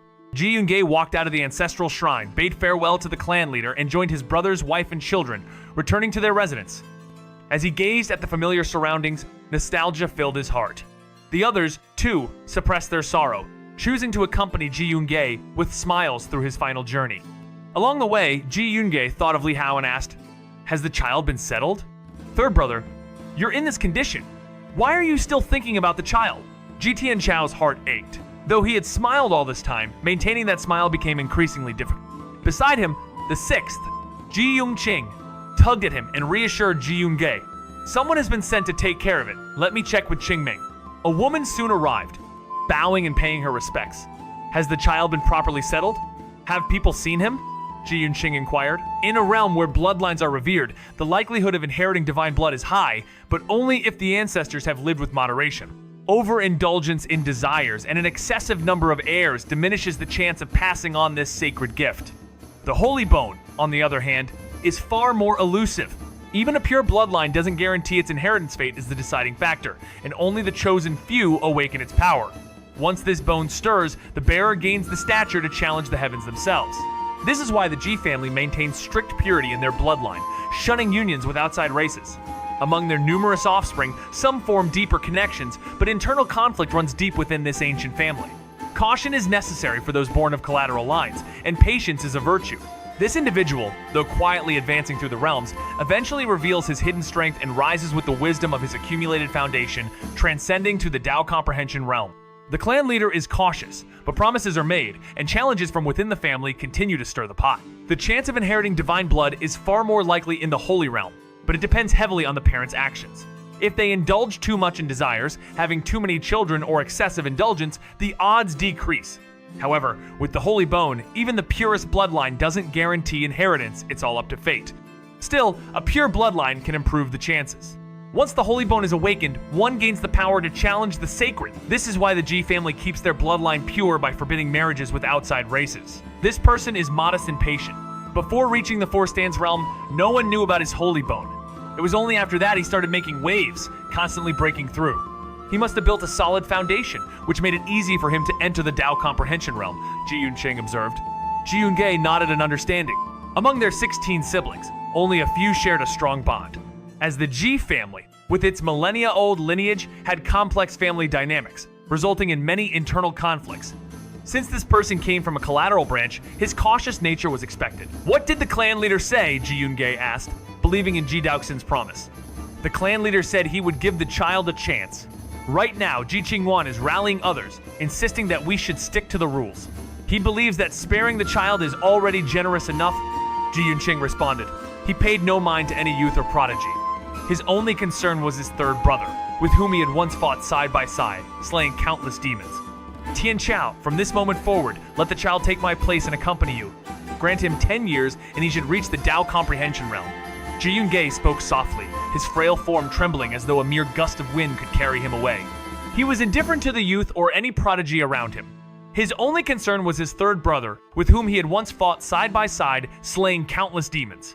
"Tian Chao, from now on, let the child take my place and accompany you. Give him 10 years, and he should more or less reach the Tao comprehension realm." Ji Yoon-ji whispered softly, his frail form barely holding together, as though a single breath of wind could scatter him to the wind. Ji Yoon-gae's voice was soft, yet carried a weight only those who had lived through battles would understand. His frail body, on the brink of breaking with the slightest breath, stood before Tian Chao with a quiet determination. "Tian Chao, from this moment, let the child take my place beside you. Grant him 10 years, and in time he will reach the Tao comprehension realm," he murmured, a fleeting shadow of his once mighty presence. There was no care for prodigies or youth. Only the bond with his third brother, forged in the fires of countless battles, mattered now.